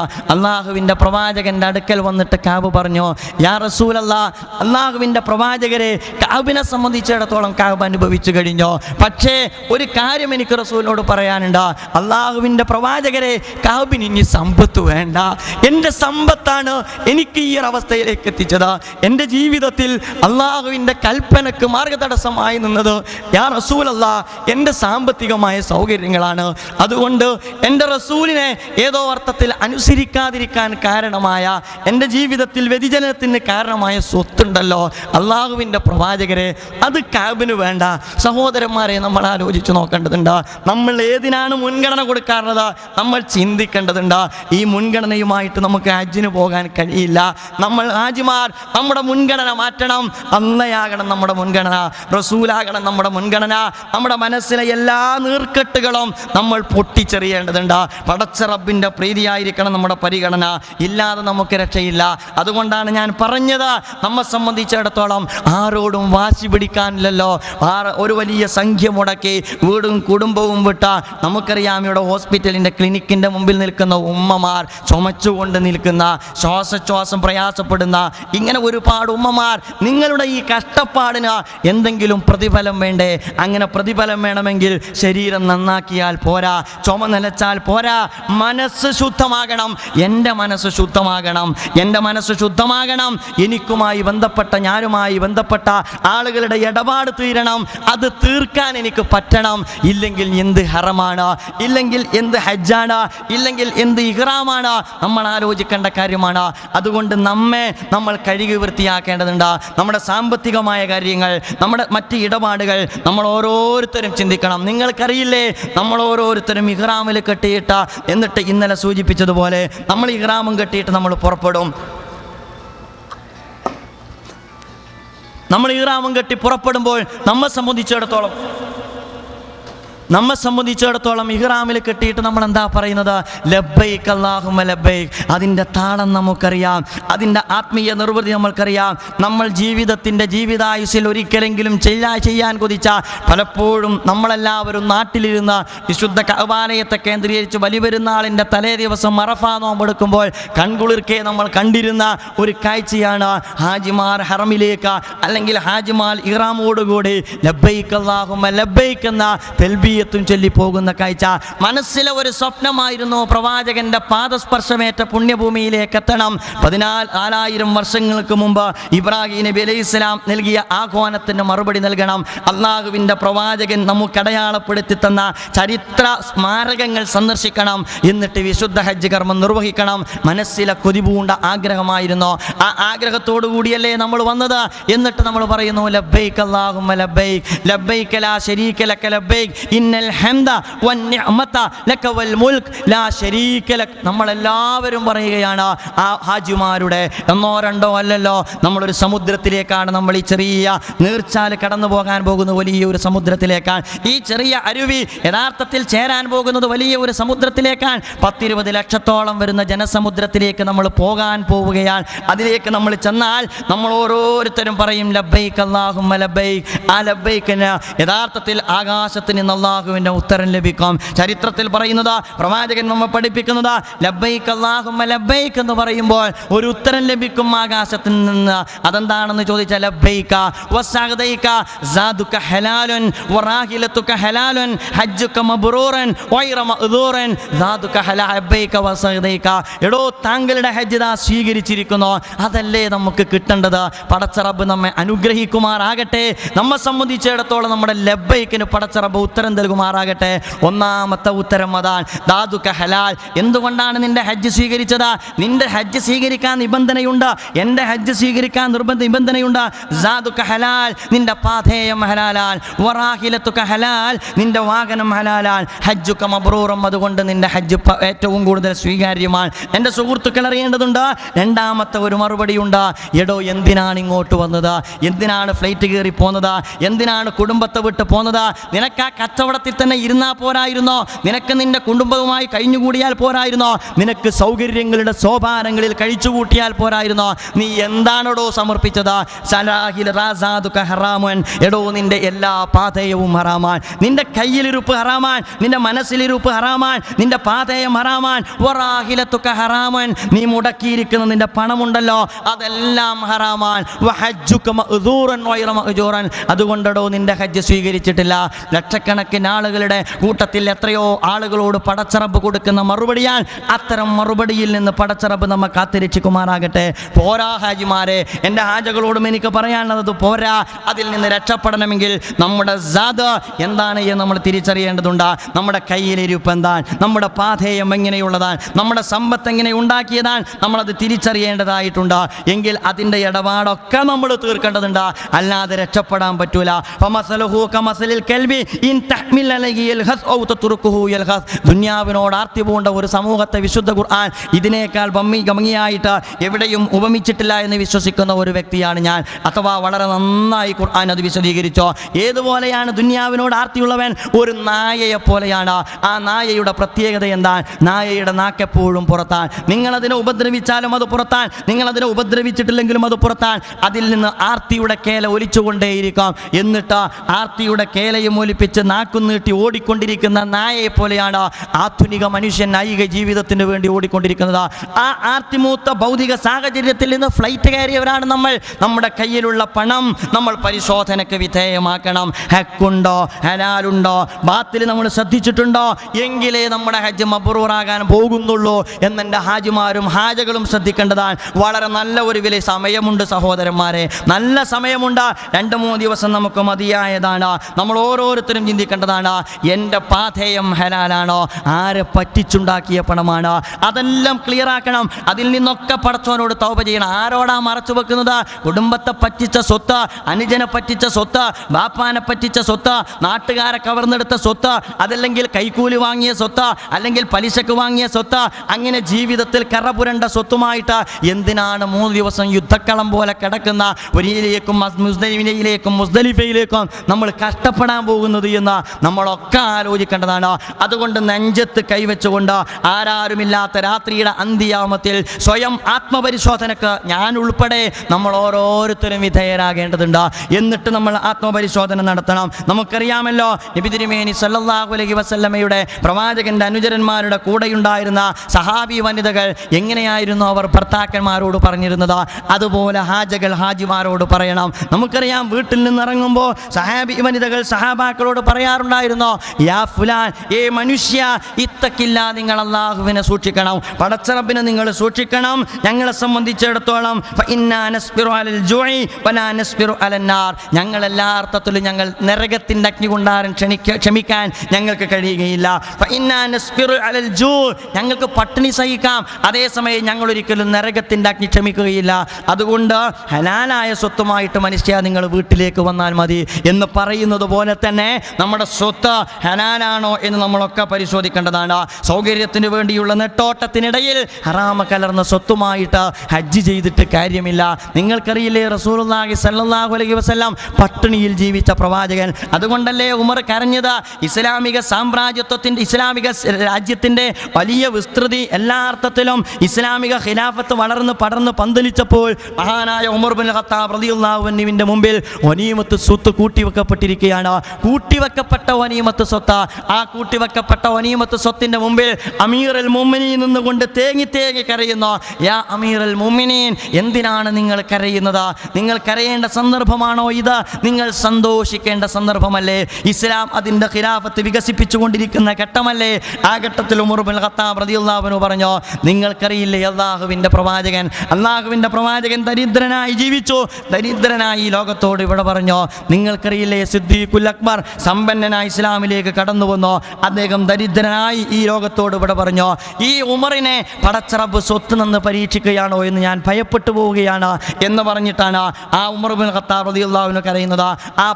ആ മഹാനായ പ്രവാചകൻ, ജീവിതത്തിൽ ദാരിദ്ര്യം കൊണ്ട് ജീവിച്ച പ്രവാചകൻ, മറഫാത്താകുന്ന ഘട്ടത്തിൽ പോലും 30 ഇടങ്ങഴി യവത്തിന് സ്വന്തം പടയെങ്കി ജൂതന്റെ കയ്യിൽ പണയപ്പെടുത്തിയ പ്രവാചകൻ വഫാത്തായപ്പോൾ നുരുമ്പിയ വസ്ത്രം കൊണ്ടുവന്നിട്ട് ആയിഷ പറഞ്ഞു, റസൂലുള്ളാഹി സ്വല്ലല്ലാഹു അലൈഹി വസല്ലമയുടെ കയ്യിലുണ്ടായിരുന്ന ആകത്തുക വസ്ത്രം ഇതായിരുന്നുവെന്ന്. ആ പ്രവാചകൻ നബി തിരുമേനി സ്വല്ലല്ലാഹു അലൈഹി വസല്ലം, നമുക്കറിയാമല്ലോ, മര്യാദക്ക് ഭക്ഷണം കഴിക്കാത്ത ആ പ്രവാചകന്റെ പേരക്കുട്ടികളായ ഹസനും ഹുസൈനും ഒരിക്കൽ ബൈത്തുൽ മാലിലേക്ക് കൂട്ടിവെക്കപ്പെട്ടിരിക്കുന്ന ഈത്തപ്പഴത്തിൽ നിന്നൊന്ന് എടുത്തിട്ട് രുചിച്ചു നോക്കി. മനസ്സിലെ ഒരാഗ്രഹം, മുന്നിൽ കൂട്ടിവെക്കപ്പെട്ടിരിക്കുന്ന ഈത്തപ്പഴം രുചിക്കാതിരിക്കാൻ എങ്ങനെയാണൊരു കുട്ടിക്ക് കഴിയുക? അങ്ങനെ ആ കുട്ടി അതെടുത്തിട്ട് രുചിച്ചപ്പോൾ റസൂലുള്ളാഹി സ്വല്ലല്ലാഹു അലൈഹി വസല്ലം പേരക്കുട്ടിയെ വിളിച്ചു. എന്നിട്ട് ചങ്കിൽ കൈവച്ചിട്ട് പറഞ്ഞു, മോനെ പുറത്തേക്ക് തള്ളു. എന്നിട്ട് ഈത്തപ്പഴം എടുത്തിട്ട് അതിലേക്ക് വെച്ചോ. ഇത്രമാത്രം സൂക്ഷ്മത പുലർത്തിയ മഹാന്മാരായ പ്രവാചകന്മാരുടെ അനുചരന്മാരാണ് നമ്മൾ. അതുകൊണ്ട് സാദുക ഹലാലുൻ, നമ്മുടെ പാതയം ഹലാലായെങ്കിൽ മാത്രമേ ലബ്ബൈക വസഅദൈക എന്ന അള്ളാഹുവിൻ്റെ ശരിയായ ഉത്തരം നമുക്ക് കിട്ടുകയുള്ളൂ എന്ന് എൻ്റെ സഹോദരന്മാർ മനസ്സിലാക്കണം. എൻ്റെ സ്വത്ത് എങ്ങനെ ഉണ്ടാക്കിയ സ്വത്താണ്? എൻ്റെ അനന്തര സ്വത്ത് അത് കലർന്നിട്ടുണ്ടോ? ഹലാലല്ലാത്തത് കലർന്നിട്ടുണ്ടോ? ജ്യേഷ്ഠൻ്റെത് കലർന്നിട്ടുണ്ടോ? അന്യായമായ സ്വത്ത് കലർന്നിട്ടുണ്ടോ? നമുക്ക് സമയമുണ്ട്, നമ്മൾ വിളിക്കണം, എന്നിട്ട് ആ ഇടപാട് തീർക്കണം. സക്കാത്ത് കൊടുത്തിട്ടുണ്ടോ ഹാജിമാർ? സക്കാത്ത് കൊടുത്തിട്ടുണ്ടോ ഹാജികൾ? അതൊന്നും ഇസ്ലാമിനില്ലല്ലോ. അങ്ങനെയാണല്ലോ നമ്മുടെ സമുദായം വളർന്നു വരുന്നത്. നമസ്കാരം നിർവഹിച്ചാൽ, നോമ്പ് നിർവഹിച്ചാൽ പിന്നീട് അയാളൊന്നും നിർവഹിക്കേണ്ടതില്ല. സക്കാത്ത് എന്ന് പറഞ്ഞാൽ 27ാമത്തെ രാവിൽ വീടിൻ്റെ ഗേറ്റിൻ്റെ മുമ്പിൽ തള്ളിക്കയറി വരുന്ന പാവപ്പെട്ട മിസ്കീനുകൾ കൈകാണിച്ച് യാചിക്കുമ്പോൾ ആ ഗ്രില്ലിൻ്റെ ഉള്ളിലൂടെ ഏതെങ്കിലും അർത്ഥത്തിൽ സംഭരിച്ചു വെച്ച നാണയത്തൊട്ടെറിഞ്ഞു കൊടുത്താൽ സക്കാത്തായി എന്ന് തെറ്റിദ്ധരിക്കുന്ന പൊങ്ങച്ച മുതലാളിമാരുടെ സാമുദായിക ഘടനക്കകത്താണ് നമ്മളൊക്കെ ജീവിച്ചു കൊണ്ടിരിക്കുന്നത്. അതല്ല സക്കാത്ത്. എൻ്റെ കച്ചവടത്തിൻ്റെ 2.5% ഞാൻ കൊടുത്തോ, എൻ്റെ ശമ്പളത്തിൻ്റെ 2.5% ഞാൻ കൊടുത്തോ, എൻ്റെ സ്വർണം കൂട്ടിവെക്കപ്പെട്ട സ്വർണത്തിൻ്റെ സക്കാത്ത് ഞാൻ കൊടുത്തോ, എൻ്റെ ബിസിനസ്സിൻ്റെ സക്കാത്ത് ഞാൻ കൊടുത്തോ, എൻ്റെ തെങ്ങിൻ തോപ്പിൻ്റെ സക്കാത്ത് ഞാൻ കൊടുത്തോ? ഇതൊന്നും കൊടുക്കാതെ അതിൻ്റെ അവകാശികൾ നാട്ടിൽ പട്ടിണി കിടന്ന് നരകയാതന അനുഭവിക്കുമ്പോൾ അവർക്കുള്ള അവകാശവും പോക്കറ്റിലിട്ടിട്ട് ഫ്ലൈറ്റ് കയറിയിട്ടുണ്ടെങ്കിൽ എങ്ങനെയാണ് സഹോദരന്മാരെ നമുക്ക് ഉത്തരം ലഭിക്കുക? നമ്മൾ തീർക്കണം, വീട്ടിൽ വിളിക്കണം, എന്നിട്ട് ഇടപാടുകൾ നമ്മൾ തീർക്കണം. അഥവാ എൻ്റെ സക്കാത്ത്, ആരാൻ്റെ സക്കാത്തിൻ്റെ വിഹിതവും എൻ്റെ പോക്കറ്റിലിട്ടിട്ടാണ് ഞാൻ ഹജ്ജിന് പോകുന്നത് എങ്കിൽ ലബ്ബൈക വസഅദൈക എന്ന ഉത്തരത്തിന് നമുക്ക് പ്രതീക്ഷയ്ക്ക് വകയുണ്ടോ എന്ന് നമ്മൾ ഓരോരുത്തരും ആലോചിക്കേണ്ട കാര്യമാണ്. എല്ലാ രംഗത്തും കൈക്കൂലിയുടെ, പലിശയുടെ, ഇങ്ങനെയുള്ള ഒരുപാട് കാര്യങ്ങൾ നമ്മൾ ശ്രദ്ധിക്കേണ്ടതാണ്. പടച്ച റബ്ബ് സ്വീകരിക്കൂല. എന്തിനാണ് നിങ്ങളോട് ഭംഗി വർത്തമാനം പറയുന്നത്? നമ്മൾ തമ്മിൽ ഭംഗി വർത്തമാനം പറയേണ്ട സന്ദർഭമല്ല ഇത്, തുറന്ന് കാര്യങ്ങൾ പറയേണ്ട സന്ദർഭമാണിത്. അതുകൊണ്ടാണ് സഹോദരന്മാരെ ഞാനിത് പറയുന്നത്. നബി തിരുമേനി സ്വല്ലല്ലാഹു അലൈഹി വസല്ലം ഒരു മനുഷ്യനെ നമുക്ക് പരിചയപ്പെടുത്തി തരുന്നുണ്ട്. ആരാണ് മനുഷ്യൻ? അദ്ദേഹത്തിൻ്റെ മുടി ജട പിടിച്ചിരിക്കുന്നു. യതീലു സഫറ, അദ്ദേഹത്തിൻ്റെ നീണ്ട ദീർഘമായ യാത്ര കൊണ്ട് അദ്ദേഹത്തിൻ്റെ മുടി ജട പിടിച്ചിരിക്കുന്നു. പിടിച്ചിരിക്കുന്നു. അശ്ഗസ വഅഗ്ബറ, അദ്ദേഹത്തിൻ്റെ മുഖത്തൊക്കെ പൊടി പുരണ്ടിരിക്കുന്നു. അങ്ങനെ മുഖത്ത് പൊടി പുരണ്ട എന്നിട്ട് മുടിജട പിടിച്ച ഒരു മനുഷ്യൻ യമുത്തു യദൈഹി, അദ്ദേഹത്തിൻ്റെ രണ്ട് കൈയും നീട്ടിയിരിക്കുന്നു. ഇലസമാ, ആകാശത്തേക്ക് നീട്ടിയിരിക്കുന്നു. നമുക്ക് മിന തന്നെ സങ്കല്പിക്കാം. നിങ്ങൾ ആലോചിച്ച് നോക്കുക, നമ്മുടെ ഇഹ്റാം തുണിയുടെ, ഇന്നലെ മുജീബ് സാഹിബ് പറഞ്ഞല്ലോ, ഇഹ്റാം തുണിയുടെ കളർ പോലും മാറുന്ന, പൊടി പിടിച്ച, എന്നിട്ട് ജട പിടിച്ച, കുളിക്കാത്ത, അങ്ങനെ 3 ദിവസത്തിലുള്ള അലച്ചിലിന് ശേഷം നമ്മളൊക്കെ പടച്ചറബിനോട് ദുആർക്കുകയാണ്, ആവശ്യങ്ങൾ പറയുകയാണ്. ഒരുപാട് പരിവേദനങ്ങളുമായിട്ടാണ് നമ്മൾ കടന്നു വന്നിട്ടുള്ളത്. പ്രവാചകൻ പറയുന്നു, ചില ആളുകളെ കുറിച്ച് യാത്രാ ക്ഷീണത്തോടുകൂടി മുടി പിടിച്ച് ജട പിടിച്ച, എന്നിട്ട് മുഖത്ത് പൊടി പുരണ്ട, അവൻ ഇരു കൈകളും ആകാശത്തേക്ക് ഉയർത്തിയിട്ട് അവൻ പറഞ്ഞുകൊണ്ടിരിക്കുന്നു, യാ റബ്ബി യാ റബ്ബി, എൻ്റെ പടച്ച റബ്ബേ എൻ്റെ കാര്യങ്ങൾ കേൾക്കണേ. പടച്ചവനെ വിളിച്ചുകൊണ്ടേയിരിക്കുകയാണ്. പക്ഷേ റസൂലുള്ളാഹി സ്വല്ലല്ലാഹു അലൈഹി വസല്ലം പറയുന്നു, വമത്അമുഹു ഹറാം, അവൻ കഴിച്ചത് ഹറാമാണ്, വമശ്റബുഹു ഹറാം, അവൻ കുടിച്ചത് ഹറാമാണ്, വമൽബസുഹു ഹറാം, അവൻ ധരിച്ചത് ഹറാമാണ്, വഉദിയ ബിൽ ഹറാം, അവൻ ഊട്ടപ്പെട്ടത് ഹറാമിലാണ്, അവൻ ഊട്ടപ്പെട്ടത് ഹറാമിലാണ്. ഫഅന്നാ യുസ്തജാബ ലഹ്, എങ്ങനെയാണ് പിന്നെ അവന് ഉത്തരം കൊടുക്കുക? എങ്ങനെയാണ് പിന്നെ അവന് ഉത്തരം കൊടുക്കുക? സഹോദരന്മാരെ, നമ്മൾ ആലോചിക്കേണ്ട കാര്യമാണ്. ഞാൻ ധരിച്ചത്, ഞാൻ കുടിച്ചത്, എൻ്റെ സിരകളിലൂടെ ഒഴുകിക്കൊണ്ടിരിക്കുന്ന രക്തം ഹറാം കലർന്നതാണ് എങ്കിൽ എന്ത് ഹജ്ജാണ് നമുക്ക് നിർവഹിക്കാനുള്ളത്? അതുകൊണ്ട് ഇടപാടുകളുമായി ബന്ധപ്പെട്ട, പരസ്പര ബന്ധവുമായി ബന്ധപ്പെട്ട എല്ലാ കാര്യത്തിലും നമ്മൾ വിട്ടുവീഴ്ചാപൂർണമായ സമീപനം സ്വീകരിക്കണം. അയൽക്കാരനോടുള്ള ഇടപാട് തീർന്നിട്ടില്ല. എൻ്റെ നാവ് കൊണ്ട്, എൻ്റെ സാമ്പത്തികമായ ഉപദ്രവം കൊണ്ട് ഒരുപാട് ആളുകൾ വേദനിക്കുന്നുവെങ്കിൽ അവൻ്റെ വേദനയ്ക്ക് പരിഹാരം കാണാതെ നമുക്ക് അല്ലാഹുവിൻ്റെ അടുക്കൽ നിന്ന് ഉത്തരം കിട്ടാൻ പ്രയാസമാണ് എന്ന് നമ്മൾ ഓരോരുത്തരും മനസ്സിലാക്കേണ്ടതാണ്. ഇന്നലെ ഈസി ആയിഷ സാഹിബയുടെ ക്ലാസ്സിൽ പറഞ്ഞല്ലോ, നാളെ പരലോകത്തൊരു പാപ്പരനെ കുറിച്ച് പരിചയപ്പെടുത്തുമെന്ന്. ആരാണ് ആ പാപ്പരൻ എന്ന് വളരെ ഭംഗിയായിട്ട് അവർ വിശദീകരിക്കുകയുണ്ടായി. ആരാണ് ആ പാപ്പരൻ? നമ്മുടെ കാഴ്ചപ്പാടനുസരിച്ച് എല്ലാം തികഞ്ഞ പാപ്പരൻ. നമസ്കാരമുണ്ട്, നോമ്പുണ്ട്, സക്കാത്തുണ്ട്, ഹജ്ജും നിർവഹിച്ചിട്ടുണ്ട്. നമസ്കാരവും നോമ്പും സക്കാത്തും ഹജ്ജും നിർവഹിച്ചാൽ പിന്നീട് എന്താണ് കുറവ്? ഇതെല്ലാം നിർവഹിച്ചിട്ട് തലനിറയെ ഒരുപാട് ആരാധനാകർമ്മങ്ങളുമായി അമലുമായിട്ട് അല്ലാഹുവിൻ്റെ അടുക്കൽ വരുന്ന ഒരു മനുഷ്യൻ, പക്ഷേ അവൻ ആളുകളെ ഉപദ്രവിച്ചിട്ടുണ്ട്, അവൻ ആളുകളെ പ്രഹരിച്ചിട്ടുണ്ട്, അവൻ മറ്റൊരാളുടെ അഭിമാനം ക്ഷതപ്പെടുത്തിയിട്ടുണ്ട്. അങ്ങനെയുള്ള ആളെക്കുറിച്ച് യഥാർത്ഥത്തിൽ പ്രവാചകൻ പറയുന്നു, അവർക്ക് ഇവൻ്റെ എല്ലാ വിഹിതവും കൊടുക്കാം. എല്ലാ വിഹിതവും കൊടുത്തിട്ട് എന്നിട്ട് അതുകൊണ്ടും ഇവൻ്റെ ഉപദ്രവത്തിനുള്ള പരിഹാരക്രിയ പൂർണ്ണമാകാതായാൽ അവനാൽ ഉപദ്രവിക്കപ്പെട്ടവൻ്റെ തിന്മകൾ എടുത്തിട്ട് ഇവൻ്റെ മേൽ ചാർത്തപ്പെടും. എന്നിട്ട് സമ്പന്നനായി വന്ന, ഇബാദത്തുകൾ കൊണ്ട് സമ്പന്നനായി വന്ന ഈ മനുഷ്യനെ നരകത്തിലേക്ക് എറിയപ്പെടും. നഊദു ബില്ലാഹ്. പടച്ച റബ്ബ് നമ്മെ കാത്തിരക്ഷിക്കുമാറാകട്ടെ. സഹോദരന്മാരെ, ഇത് ഗൗരവത്തോടുകൂടി നമ്മൾ കാണണം. എന്ന് കണ്ടാൽ പോരാ, എന്നിട്ട് തുറന്ന മനസ്സോടുകൂടി നമ്മൾ അള്ളാഹുവുമായി സംവദിക്കണം. നമ്മൾ തമ്മിലല്ലേ ഇപ്പോൾ സംവാദം, നമ്മൾ തമ്മിലല്ലേ നമ്മൾ വർത്തമാനം. ഞാൻ പറയുന്നു, നിങ്ങൾ പടച്ചോനോട് കുറച്ച് വർത്താനം പറയണം, ഒറ്റക്കിരുന്ന് പറയണം. എന്നിട്ടെല്ലാ മനസ്സിലെ പ്രശ്നങ്ങളും പടച്ച റബ്ബിൻ്റെ മുമ്പിൽ നമ്മൾ തുറന്നു വെക്കണം. അതാണ് ഇസ്ലാം. എന്തിനാണ് ഇസ്ലാമിൽ കാവലാൽ? നമ്മൾ പറയാറുണ്ടല്ലോ, പോലീസില്ലാത്ത, പട്ടാളമില്ലാത്ത, ഭരണീയനില്ലാത്ത, ഭരണാധികാരിയില്ലാത്ത ഒരു കമ്മ്യൂണിസ്റ്റ് കാഴ്ചപ്പാടുണ്ട്. അതിനപ്പുറത്ത് ഞാൻ പറയുന്നു, ഇസ്ലാമിൽ കാവലാളില്ലാതെ തന്നെ ഈമാൻ കൊണ്ട് കാവലാളാകുന്ന വിശ്വാസ കാഴ്ചപ്പാടാണ് ഇസ്ലാം മുന്നോട്ട് വെക്കുന്നത്. ആരാണ് എൻ്റെ കാവലാൾ എന്ന് ചോദിച്ചാൽ, എൻ്റെ വിശ്വാസമാണ് എൻ്റെ കാവലാൾ. ഞാൻ പറയേണ്ടതില്ല നിങ്ങളോട്, നിങ്ങൾ പറയേണ്ടതില്ല എന്നോട്. ഓർമ്മപ്പെടുത്തലുകളാണ് നമ്മൾ നടത്തിക്കൊണ്ടിരിക്കുന്നത്. എനിക്ക് തുറക്കാൻ കഴിയണം, എനിക്ക് തുറന്നു വെക്കാൻ കഴിയണം. ഞാൻ ധീരത കാണിക്കണം. ധീരത എന്ന് പറഞ്ഞാൽ എന്താണ് എന്ന് നമ്മൾ മനസ്സിലാക്കേണ്ടതുണ്ട്. ധീരത എന്ന് പറഞ്ഞാൽ എൻ്റെ തിന്മകളെ തുറന്ന് പറഞ്ഞ് അതിൽ നിന്ന് പിൻവാങ്ങാനുള്ള ധീരതയാണ് ഏറ്റവും നല്ല ധീരത എന്ന് നമ്മൾ മനസ്സിലാക്കേണ്ടതുണ്ട്. പ്രവാചകൻ്റെ അനുചരന്മാരങ്ങനെയായിരുന്നു.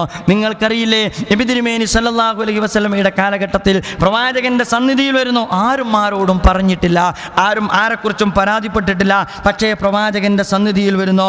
എന്നിട്ട് പ്രവാചകൻ റസൂലുള്ളാഹി സല്ലല്ലാഹു അലൈഹി വസല്ലമയോട് തുറന്ന് കാര്യങ്ങൾ പറയുന്നു. എന്നിട്ട് പൊട്ടിക്കരയുന്നു. എന്നിട്ട് പ്രവാചകനോട് പൊറുക്കലിന് വേണ്ടി പ്രാർത്ഥിക്കണമെന്ന് പ്രവാചകനോട് ആവശ്യപ്പെടുന്നു. നമ്മൾ എപ്പോഴെങ്കിലും ജീവിതത്തിൽ പറ്റിയ തിന്മയോട് നമുക്ക് അത്തരം ഒരു മനസ്സുണ്ടായിട്ടുണ്ടോ? നമ്മൾ ആലോചിക്കേണ്ടതാണ്. ഇതുവരെ നമുക്കാകാം, പക്ഷേ ഇനി നമുക്കതായിക്കൂടാ. നമ്മളൊരു നല്ല കർമ്മത്തിലേക്ക് പോവുകയാണ്. നിങ്ങൾക്കറിയില്ലേ, ഒരിക്കൽ റസൂലുള്ളാഹി സല്ലല്ലാഹു അലൈഹി വസല്ലമയുടെ അടുക്കൽ ജുനൈന ഗോത്രത്തിൽപ്പെട്ട ഒരു പെൺകുട്ടി വരുന്നു. എന്നിട്ട് പെൺകുട്ടി പ്രവാചകനോട് വന്നിട്ട് പറയുന്നു, ആരും പറഞ്ഞിട്ടില്ല. വ്യഭിചാരം നടന്നു എന്ന് പറഞ്ഞാൽ അത് പറയാൻ 4 ആൾ വേണം. ആ 4 ആളില്ലാതെ ഒരാൾ പറഞ്ഞാൽ ആ പറഞ്ഞോൻ 80 അടി കൊടുക്കണം. ഞാൻ എൻ്റെ കണ്ണുകൊണ്ട് കണ്ടതാണ്, എന്നാലും ഞാൻ പറയാൻ പാടില്ല. അത് ഇസ്ലാമിൻ്റെ ഏറ്റവും നല്ല ഒരു സാമൂഹ്യ സുരക്ഷിതത്വവുമായി ബന്ധപ്പെട്ട നിയമമാണ്. അഥവാ ഇങ്ങനെ ചുഴിഞ്ഞന്വേഷിച്ചുകൊണ്ടല്ല, ഇസ്ലാം അതിൻ്റെ ശിക്ഷാ നടപടികൾ നടപ്പിലാക്കിക്കൊണ്ടിരിക്കുന്നത്. കുറേ അള്ളാഹുവിൻ്റെ അടുത്തേക്കാണ് ഇസ്ലാം വിട്ടിരിക്കുന്നത്. പക്ഷേ ഒരു ജീവിതത്തിൻ്റെ സാമൂഹ്യ അന്തരീക്ഷത്തെ തകിടം മറിക്കും വിധം പരസ്യമായി ഇത്തരത്തിലുള്ള വൃത്തികേടുകൾ ചെയ്യുന്നിടത്താണ് ഇസ്ലാം അതിൻ്റെ ശിക്ഷ നടപ്പാക്കുന്നത്. അങ്ങനെ ആരും ആരോപിക്കാത്ത ഘട്ടത്തിൽ അള്ളാഹുവിൻ്റെ പ്രവാചകൻ്റെ സന്നിധിയിൽ ഒരു പെൺകുട്ടി കടന്നു വന്നിട്ട് പറയുന്നു, പ്രവാചകരെ ഞാൻ വ്യഭിചരിക്കപ്പെട്ടിരിക്കുന്നു പ്രവാചകരെ. നബി തിരുമേനി സ്വല്ലല്ലാഹു അലൈഹി വസല്ലം ആ പെൺകുട്ടിയെ പിന്തിരിക്കാൻ നോക്കി. അഥവാ അങ്ങനെ സംഭവിച്ചിട്ടുണ്ടാവുകയില്ല, ഒരുപക്ഷെ അതിൽ കുറഞ്ഞ വല്ലതുമേ സംഭവിച്ചിട്ടുണ്ടാവുകയുള്ളൂ. പക്ഷേ ആ പെൺകുട്ടി വിട്ടുകൊടുക്കുന്നില്ല. ആ പെൺകുട്ടി പറഞ്ഞു, പ്രവാചകരെ ഞാൻ വ്യഭിചരിക്കപ്പെട്ടിരിക്കുന്നു. നബി തിരുമേനി സല്ലല്ലാഹു അലൈഹി വസല്ലം ആ പെൺകുട്ടിയോട് പറഞ്ഞു, ശരിയാണ്, എങ്കിലൊരു കാര്യം നീ അറിയണം, നീ വ്യഭിചരിക്കപ്പെട്ടിട്ടുണ്ട് എങ്കിൽ ആ കുഞ്ഞ് നിരപരാധിയാണ്. അതുകൊണ്ട് നീ തിരിച്ചു പോകണം വീട്ടിലേക്ക്. നീ കുഞ്ഞിന് ഗർഭം ധരിച്ച ആ കുഞ്ഞിന് ജന്മം നൽകിയതിനു ശേഷം നീ തിരിച്ചു വരിക. 10 മാസം ആ കുഞ്ഞിന് ആ പെൺകുട്ടി ഗർഭം ചുമന്നു. ആ 10 മാസം ഗർഭം ചുമന്ന എന്നിട്ട് ജന്മം കൊണ്ട ആ ചോര പൈതലുമായിട്ട് റസൂലുള്ളാഹിന്റെ മുമ്പിൽ ഈ പെൺകുട്ടി വരികയാണ്. നിങ്ങൾ ആലോചിച്ച് നോക്കുക, 10 മാസം ഗർഭം ചുമന്ന ഒരു കുഞ്ഞിനോട് വിട പറയാൻ, എന്നിട്ട് ജീവിതത്തിൽ ശിക്ഷ ഏറ്റുവാങ്ങാൻ, എന്നിട്ട് പരലോകത്ത് രക്ഷപ്പെടാൻ. നമ്മളെങ്ങനെ ആലോചിക്കാറുള്ളത്? ഇവിടെ എങ്ങനെ രക്ഷപ്പെടുമെന്നാണ്, അല്ല പരലോകത്ത് എങ്ങനെ രക്ഷപ്പെടുമെന്നാണ് നമ്മൾ ആലോചിക്കേണ്ടത്. അങ്ങനെ ഈ ചോര പൈതലുമായിട്ട് റസൂലുള്ളാഹിന്റെ അടുത്ത് വന്നിട്ട് റസൂലിനോട് പറഞ്ഞു, 10 മാസത്തെ കാത്തിരിപ്പ് ഈ സ്ത്രീയുടെ തൗബയുടെ ഒരംശവും കുറച്ചിട്ടില്ല. എന്നിട്ട് റസൂലിന്റെ മുമ്പിൽ വന്നിട്ട് ഈ സ്ത്രീ പറഞ്ഞു, പ്രവാചകരെ ഇനി എൻ്റെ മേൽ ശിക്ഷ നടപ്പാക്കണം. നബി തിരുമേനി സല്ലല്ലാഹു അലൈഹി വസല്ലം പറഞ്ഞു, ആ കുട്ടിക്ക് നിന്റെ കയ്യിൽ നിന്ന് കിട്ടേണ്ടുന്ന അവകാശമാണ് ആ കുട്ടിക്കുള്ള അമ്മിഞ്ഞപ്പാൽ എന്ന് പറയുന്നത്. അതുകൊണ്ട് ആ കുട്ടിക്ക് അമ്മിഞ്ഞപ്പാൽ കൊടുക്കണം. എന്നിട്ട് ആ കുട്ടി ഭക്ഷണം കഴിക്കാനാവട്ടെ. നിങ്ങൾ ആലോചിച്ച് നോക്കുക, 2 കൊല്ലം ഈ സ്ത്രീ ഈ കുട്ടിക്ക് ഈ അമ്മിഞ്ഞപ്പാൽ കൊടുക്കുന്നു. നമ്മൾ അറിയേണ്ടതുണ്ട്, നീണ്ട 3 കൊല്ലത്തെ കാത്തിരിപ്പ്, ഒരു തിന്മയിൽ തപിക്കുന്ന മനസ്സ്, അതാണ് വിശ്വാസിയുടെ മനസ്സ്. 3 കൊല്ലത്തെ കാത്തിരിപ്പിലും പറ്റിയ തെറ്റുമായി ബന്ധപ്പെട്ട മനസ്സിൽ ഇളകിക്കൊണ്ടിരിക്കുന്ന അഗ്നിപർവ്വതം കണക്കെ ഇളകി മറിഞ്ഞുകൊണ്ടിരിക്കുന്ന മനസ്സിൻ്റെ തീനാളങ്ങൾ ഒരിക്കലും കെട്ടടങ്ങിയിട്ടില്ല. ആ 3 കൊല്ലത്തെ കാത്തിരിപ്പിലും ആ സ്ത്രീ തൻ്റെ പശ്ചാത്താപം പ്രവാചകന്റെ മുമ്പിൽ ഏറ്റുപറഞ്ഞുകൊണ്ട് അള്ളാഹുവിലേക്ക് യാത്രയാകാൻ സന്നദ്ധമാവുകയാണ്. 2 കൊല്ലം കഴിഞ്ഞപ്പോൾ പ്രവാചകന്റെ മുമ്പിൽ ഈ സ്ത്രീ വരുന്നത് ഈ കുട്ടിയുടെ കയ്യിൽ ഒരു റൊട്ടി കഷ്ണം കൊടുത്തുകൊണ്ടാണ്. റസൂലേ, എൻ്റെ കുട്ടി ഭക്ഷണം കഴിക്കാൻ തുടങ്ങിയിരിക്കുന്നു, അതുകൊണ്ട് റസൂലേ എൻ്റെ മേൽ ശിക്ഷ നടപ്പാക്കണം. എന്നിട്ട് പ്രവാചകൻ റസൂലുള്ളാഹി സ്വല്ലല്ലാഹു അലൈഹി വസല്ലം ഈ സ്ത്രീയുടെ മേൽ ശിക്ഷ നടപ്പാക്കുകയാണ്. സഹോദരന്മാരെ, ഇതാണ് ഒരു വിശ്വാസിയുടെ മനസ്സ്. വ്യഭിചാരമാണ്. മാഇദ് റളിയല്ലാഹു അൻഹുവിനെ കുറിച്ച് നമുക്കറിയാം. മഹാനായ മാഇദ് റളിയല്ലാഹു അൻഹു ഇതേ സ്വഭാവത്തിൽ തന്നെയാണ്. അദ്ദേഹം പറഞ്ഞു, വ്യഭിചരിച്ചോ, തെറ്റുപറ്റിയിരിക്കുന്നു പ്രവാചകരെ, ശിക്ഷ ഏറ്റുവാങ്ങുന്നു. നമ്മൾ എവിടേക്കാണ് പിശുക്ക് കാണിക്കുന്നത്? നമ്മൾ ആരുടെ മുമ്പിലാണ് മറയിടുന്നത്? നമ്മൾ എന്തിനാണ് നിഫാക്ക് വെച്ച് പുലർത്തുന്നത്? ഞാൻ എന്തിനാണ് നിഫാക്ക് കാണിക്കുന്നത്? ഞാൻ എന്നെ തുറന്നു വെക്കണം എൻ്റെ റബ്ബിൻ്റെ മുമ്പിൽ. എൻ്റെ കർമ്മങ്ങളുടെ ഭാണ്ഡം ഒരു പക്ഷേ അത് തുറന്നാൽ നാറും, ഒരു പക്ഷേ അത് കണ്ടാൽ മൂക്കുപൊത്തേണ്ടി വരും. പക്ഷേ എൻ്റെ നാഥൻ എന്നോട് പറയുന്നു അത് തുറന്നു വെക്കണമെന്ന്. എൻ്റെ നാഥൻ എന്നോട് പറയുന്നു അത് ഏറ്റുപറയണമെന്ന്. ആ റബ്ബിൻ്റെ മുമ്പിൽ എൻ്റെ മനസ്സിൽ കുടികൊള്ളുന്ന എല്ലാ കുടില ചിന്തകളെയും തുറന്നു വെച്ചുകൊണ്ട് പടച്ച റബ്ബിനോട് തൗബ ചെയ്യാൻ എനിക്ക് കഴിയണം. പ്രവാചകൻ്റെ സദസ്സിൽ പലപ്പോഴും ഇത്തരത്തിലുള്ള ഒരുപാട് സംഭവങ്ങൾ ഉണ്ടായിരുന്നു. ഒരു ഘട്ടത്തിൽ നബി തിരുമേനി സല്ലല്ലാഹു അലൈഹി വസല്ലമയോട് കഴിഞ്ഞ കാല ജീവിതത്തിൽ ജാഹിലിയത്തിൽ സംഭവിച്ച ഒരുപാട് പാപങ്ങൾ ഏറ്റുപറഞ്ഞുകൊണ്ട് പ്രവാചകനോട് ഒരുപാട് വിഷയങ്ങൾ പറയുന്ന സഹാബാക്കൾ. എന്താണ് ജാഹിലിയ കാലത്തിൻ്റെ പ്രത്യേകത എന്ന് നിങ്ങളോട് ആരോട് ഞാൻ പറയേണ്ടതില്ല. ഒരു പെൺകുട്ടിക്ക് പേറ്റുനോവ് വന്നാൽ കുഴിമാടം തേടുന്ന ഒരു കാലഘട്ടമായിരുന്നു അത്. പേറ്റുനോവ് വന്നാൽ നമ്മൾ ഹോസ്പിറ്റലിലേക്കാണ് ഓടുക. പക്ഷേ ഒരു പെൺകുട്ടിക്ക് പേറ്റുനോവ് അനുഭവിച്ചാൽ തൊട്ടപ്പുറത്ത് കുഴിവെട്ടുന്ന ഒരു കാലമുണ്ടായിരുന്നു. പെണ്ണാണെങ്കിൽ ആ കുഴിയിലേക്കാണ് ആ കുട്ടിയുടെ യഥാർത്ഥത്തിലുള്ള വിധി. അത്തരമൊരു കാലമുണ്ടായിരുന്നല്ലോ റസൂലേ. അന്ന് ഞാൻ എൻ്റെ കുട്ടിയെ വളർത്തി റസൂലേ. എനിക്ക് നല്ല സുന്ദരിയായ എൻ്റെ പെൺകുട്ടിയെ എനിക്കൊരിക്കലും കൊലക്ക് കൊടുക്കാൻ കഴിഞ്ഞില്ല റസൂലേ. അങ്ങനെ ഞാൻ എൻ്റെ കുട്ടിയെ വളർത്തി. ആ കുട്ടി വളർന്നോ? ആ കുട്ടി വളർന്നപ്പോൾ എന്നെ ഏറ്റവും ഇഷ്ടപ്പെടുന്നത് ആ കുട്ടിയായിരുന്നു റസൂലേ. ആ കുട്ടിയുടെ ഓരോ വളർച്ചയും എൻ്റെ മനസ്സിൽ അങ്കലാപ്പിലുണ്ടാക്കാൻ തുടങ്ങി. നാട്ടിൽ നിന്ന് വിമർശനങ്ങൾ വരാൻ തുടങ്ങി റസൂലേ. ഞാൻ പണിക്ക് വീട്ടിൽ നിന്ന് പുറത്തിറങ്ങുമ്പോൾ എന്നെ യാത്രയാക്കാറുണ്ട് എൻ്റെ മകൾ. എന്നിട്ട് ഞാൻ വീട്ടിലേക്ക് തിരിച്ചു വരുമ്പോൾ പടിവാതിൽക്കൽ നിന്ന് ഓടി വന്നിട്ട് എന്നെ സ്വീകരിച്ച് ആനയിക്കാറുണ്ട് എൻ്റെ മകൾ. അങ്ങനെ എൻ്റെ മോക്ക് അത്യാവശ്യം 10-12 വയസ്സ് തികഞ്ഞപ്പോൾ നാട്ടുകാർ വീട്ടുകാർ എന്നെ ഒരു നിലക്കും വഴി നടക്കാൻ സമ്മതിക്കാതെ വന്നപ്പോൾ റസൂലേ, എൻ്റെ മനസ്സിൽ ഒരുപാട് പിശാച് കടന്നു കയറാൻ തുടങ്ങി. ഞാൻ എന്താണ് ചെയ്യുക? വിശുദ്ധ ഖുർആൻ പറഞ്ഞുവല്ലോ, അയുംസികുഹു അലാ ഹൂനിം അം യദുസ്സുഹു ഫി തുറാബ്, മണ്ണിലേക്ക് ഇടണമോ അതല്ല അപമാനഭാരം പറയണമോ? റസൂലേ, ഞാൻ എൻ്റെ പൊന്നു മോളെ, എന്നെ സ്വീകരിക്കുന്ന എൻ്റെ പൊന്നു മോളെ, എന്നെ യാത്രയയക്കുന്ന എൻ്റെ പൊന്നു മോളെ ഒരർത്ഥത്തിലും കൊലക്ക് കൊടുക്കാൻ എൻ്റെ മനസ്സനുവദിക്കാത്തത് കൊണ്ട് റസൂലേ, ഞാൻ അപമാനഭാരം സഹിച്ച് ജീവിച്ചോ. പക്ഷേ എനിക്കൊരടി മുന്നോട്ട് പോകാൻ കഴിയാത്ത ഒരു ഘട്ടത്തിൽ ഞാൻ എൻ്റെ മകളെ ഒരു ദിവസം രാവിലെ കുളിപ്പിച്ചോ. എന്നിട്ട് എൻ്റെ പൊന്നാര മോളുടെ പുത്തനുടുപ്പ് ഞാൻ ഉടിച്ചു. റസൂലേ, ഞാൻ എൻ്റെ മോളയുമായിട്ട് എൻ്റെ വീട്ടിൽ നിന്ന് ഇറങ്ങുമ്പോൾ എൻ്റെ പൊന്നു മോൾ എന്നോട് ചോദിച്ചോ, ബാപ്പാ നമ്മൾ എങ്ങോട്ടാണ് ബാപ്പാ പോകുന്നത്? എനിക്കെൻ്റെ മോളോട് മറുപടി പറയാൻ കഴിഞ്ഞില്ല പ്രവാചകരെ. കാരണം ഞാൻ ഏറ്റവും കൂടുതൽ ഇഷ്ടപ്പെടുന്ന എൻ്റെ മോളാണ് എൻ്റെ കയ്യിലുള്ളത്. എനിക്കൊരു ലക്ഷ്യമുണ്ടായിരുന്നു, കുഴി കുത്താൻ എനിക്ക് പ്രാപ്തിയില്ല, പക്ഷേ അടുത്ത് കാണുന്ന ഒരു കിണർ, അവിടേക്ക് എൻ്റെ മകളെ കൊണ്ടുപോകണം. എൻ്റെ മോള് ചോദിച്ചു, ബാപ്പ എങ്ങോട്ടാണ്? ഞാൻ എൻ്റെ ബാപ്പ എൻ്റെ മോളോട് ഞാൻ എങ്ങോട്ടാണെന്ന് മറുപടി പറഞ്ഞില്ല. അവസാനം ഞാൻ ആ കിണറ്റിനടുത്തെത്തിയപ്പോൾ എൻ്റെ കരളിൻ്റെ കഷ്ണമാണ് എന്നെ പറ്റിപ്പിടിച്ച് നിൽക്കുന്നത്. മകൾക്ക് സൂചന കിട്ടി, ബാപ്പ നിങ്ങൾ എന്താണ് ചെയ്യുന്നത്? എനിക്ക് നാവനക്കാൻ കഴിഞ്ഞില്ല. അവസാനം പ്രവാചകരെ ഞാൻ അവിടെ നിന്നുപോയി, എന്ത് ചെയ്യണമെന്നറിയാതെ. അവസാന ഘട്ടത്തിൽ എൻ്റെ കരള് പറിച്ചെറിയുന്നത് പോലെ എൻ്റെ പൊന്നുമോൾ എന്നെ കെട്ടിപ്പിടിച്ചു നിന്നപ്പോൾ എൻ്റെ പൊന്നുമോളെ എൻ്റെ ശരീരത്തിൽ നിന്ന് വേർപ്പെടുത്തിയിട്ട് ഞാൻ ആ കിണറിലേക്ക് എറിഞ്ഞു. പ്രവാചകരെ, അള്ളാഹുവിൻ്റെ റസൂലേ, എനിക്ക് സ്വർഗം കിട്ടുമോ? പ്രവാചകൻ റസൂലുള്ളാഹി സ്വല്ലല്ലാഹു അലൈഹി വസല്ലം കരഞ്ഞ് പ്രവാചകൻ്റെ താടിരോമങ്ങളിലൂടെ കണ്ണുനീർ തുള്ളികൾ അദ്ദേഹത്തിൻ്റെ കവിളിലൂടെ ഒഴുകുകയാണ്. പ്രവാചകൻ റസൂലുള്ളാഹി സ്വല്ലല്ലാഹു അലൈഹി വസല്ലമയോട് പറയുന്നു, എനിക്ക് സ്വർഗം കിട്ടുമോ? എൻ്റെ മകളുടെ നിലവിളി കേട്ടുകൊണ്ടാണ് റസൂലേ ഞാൻ മടങ്ങിയത്. നബി തിരുമേനി സ്വല്ലല്ലാഹു അലൈഹി വസല്ലം അവരെ സമാധാനിപ്പിക്കുകയാണ്. സഹോദരന്മാരെ, അതാ നമ്മുടെ പാരമ്പര്യം. നമ്മൾ ആരാണ്? അള്ളാഹുവിൻ്റെ അടിയാറുകളാണ്, ഹാജിമാരാണ്, ഹാജകളാണ്. എല്ലാ ഗർവിൽ നിന്നും, എല്ലാ അഹംഭാവങ്ങളിൽ നിന്നും, എല്ലാ അഹങ്കാരങ്ങളിൽ നിന്നും, എല്ലാ സൗകര്യബോധത്തിൽ നിന്നും പടച്ചവൻ്റെ അടുക്കിലേക്ക് വിനയാന്വിതനായി പോകാൻ നമ്മൾ സന്നദ്ധമാണോ? എങ്കിലേ മക്ബൂലും മബ്റൂറുമായ ഹജ്ജ് നമുക്ക് കിട്ടൂ. പടച്ചറബ് നമുക്ക് നൽകുമാറാകട്ടെ. നമ്മൾ ഒരുപാട് സൗകര്യത്തിൽ അങ്ങ് ജീവിച്ചപ്പോൾ നമ്മളൊന്നും മറന്നു പോകരുത്. എന്തോ ഒരു രാഗത്തിലായിരുന്നോ? സാന്ദർഭികമായി ഞാൻ ഉണർത്തുകയാണ്, നമ്മൾ ക്ലാസ്സുകളും സൗകര്യത്തോടും കൂടി ജീവിച്ചോ. ഇങ്ങോട്ട് വന്നപ്പോൾ നമുക്ക് അല്പം പരീക്ഷണം വന്നോ? നമ്മളെല്ലാം മറന്നില്ലേ? നിങ്ങൾ ആലോചിച്ച് നോക്കുക. ഒരാഴ്ച മുമ്പ് എല്ലാം കഴിഞ്ഞ് എല്ലാം ശരിപ്പെടുത്തി അവസാനം വന്നപ്പോൾ നമ്മുടെ ആരുടെയും കണക്ക് കൂട്ടലല്ല. ഞാൻ മനസ്സിലാക്കുന്നു, പടച്ചോൻ്റെ പരീക്ഷണാണ്. എത്രത്തോളം ഇവർക്ക് ഈമാനുണ്ട് നമ്മൾ ആലോചിക്കേണ്ട കാര്യമാണ്. പടച്ചോൻ്റെ പരീക്ഷണം എല്ലാ അർത്ഥത്തിലും. ഇവിടെ 30 ലോറിക്ക് കൊള്ളാവുന്ന ടാങ്കാണ് ഇതിനകത്തുള്ളത്. അതിനകത്ത് നിറയെ വെള്ളം, അതുപോലെ തന്നെ മുകളിലെ ടാങ്കിൽ നിറയെ വെള്ളം. നമുക്ക് വെള്ളമില്ല, താഴെ വെള്ളം, മുകളിൽ വെള്ളം, റൂമിൽ വെള്ളമില്ല. ഞാൻ മനസ്സിലാക്കുന്നു അള്ളാൻ്റെ പരീക്ഷണമാണ്. അപ്പോഴേക്ക് നിങ്ങൾ ആലോചിച്ച് നോക്കുക, നമ്മൾ ഒന്നിച്ചു പോന്നവരായിരുന്നോ? നമുക്കറിയാം ഇതൊരിക്കലും ഒരു കൊമേഴ്സ്യൽ ഗ്രൂപ്പ് അല്ല. ഒന്നിച്ചു പോന്നവരായിരുന്നോ? നമ്മളായിരുന്നോ? അപ്പോഴേക്ക് എല്ലാവരും വളരെ നന്നായി സഹകരിച്ചോ, ആ പരീക്ഷണത്തെ അതിജീവിച്ചോ. പക്ഷേ ചില ആളുകളെ സംബന്ധിച്ചിടത്തോളം അതോടുകൂടി നമ്മൾ എന്നത് നമ്മളും നിങ്ങളുമായി. ഞാൻ ആലോചിച്ചു പോവുകയാണ്, നമ്മൾ എങ്ങോട്ടാണ് പോകാൻ പോകുന്നത്? നമ്മൾ മിനയിലേക്ക്, മുസ്ദലിഫയിലേക്ക്, അറഫയിലേക്ക്, യുദ്ധക്കളത്തിന് സമാനമായ തലത്തിലേക്ക്, കുടിവെള്ളം കിട്ടാത്തയിടത്തേക്ക്, 24 മണിക്കൂർ മൂത്രമൊഴിക്കാതെ ബസ്സിലിരിക്കേണ്ടി വരുന്ന ഒരു ഗതികേടിലേക്ക് അല്ല, ഒരു ത്യാഗത്തിൻ്റെ ഒരു പുതിയ ലോകത്തേക്ക്, യുദ്ധക്കള സമാനമായ ലോകത്തേക്ക്. ഭക്ഷണം എത്തിയാൽ എത്തി, വെള്ളം കിട്ടിയാൽ കിട്ടി. ഞാൻ പറയുന്നു എൻ്റെ ഹാജിമാരോട്, നമ്മൾ പൊട്ടരുത്. പൊട്ടിയാൽ നമ്മുടെ ഹജ്ജാണ് പൊട്ടാൻ പോകുന്നത്. നമ്മൾ ഗൗരവത്തോടു കൂടി കാണണം. നമ്മെ സംബന്ധിച്ചിടത്തോളം മഹാനായ പ്രവാചകൻ 3 കൊല്ലം ശൈബ് അബീ ത്വാലിബിൽ ഇരുന്നത് നമ്മൾ കണ്ണീരോടുകൂടി കേൾക്കാം. ഖന്തക്കിലിരുന്നത് നമ്മൾ കണ്ണീരോടുകൂടി കേൾക്കാം.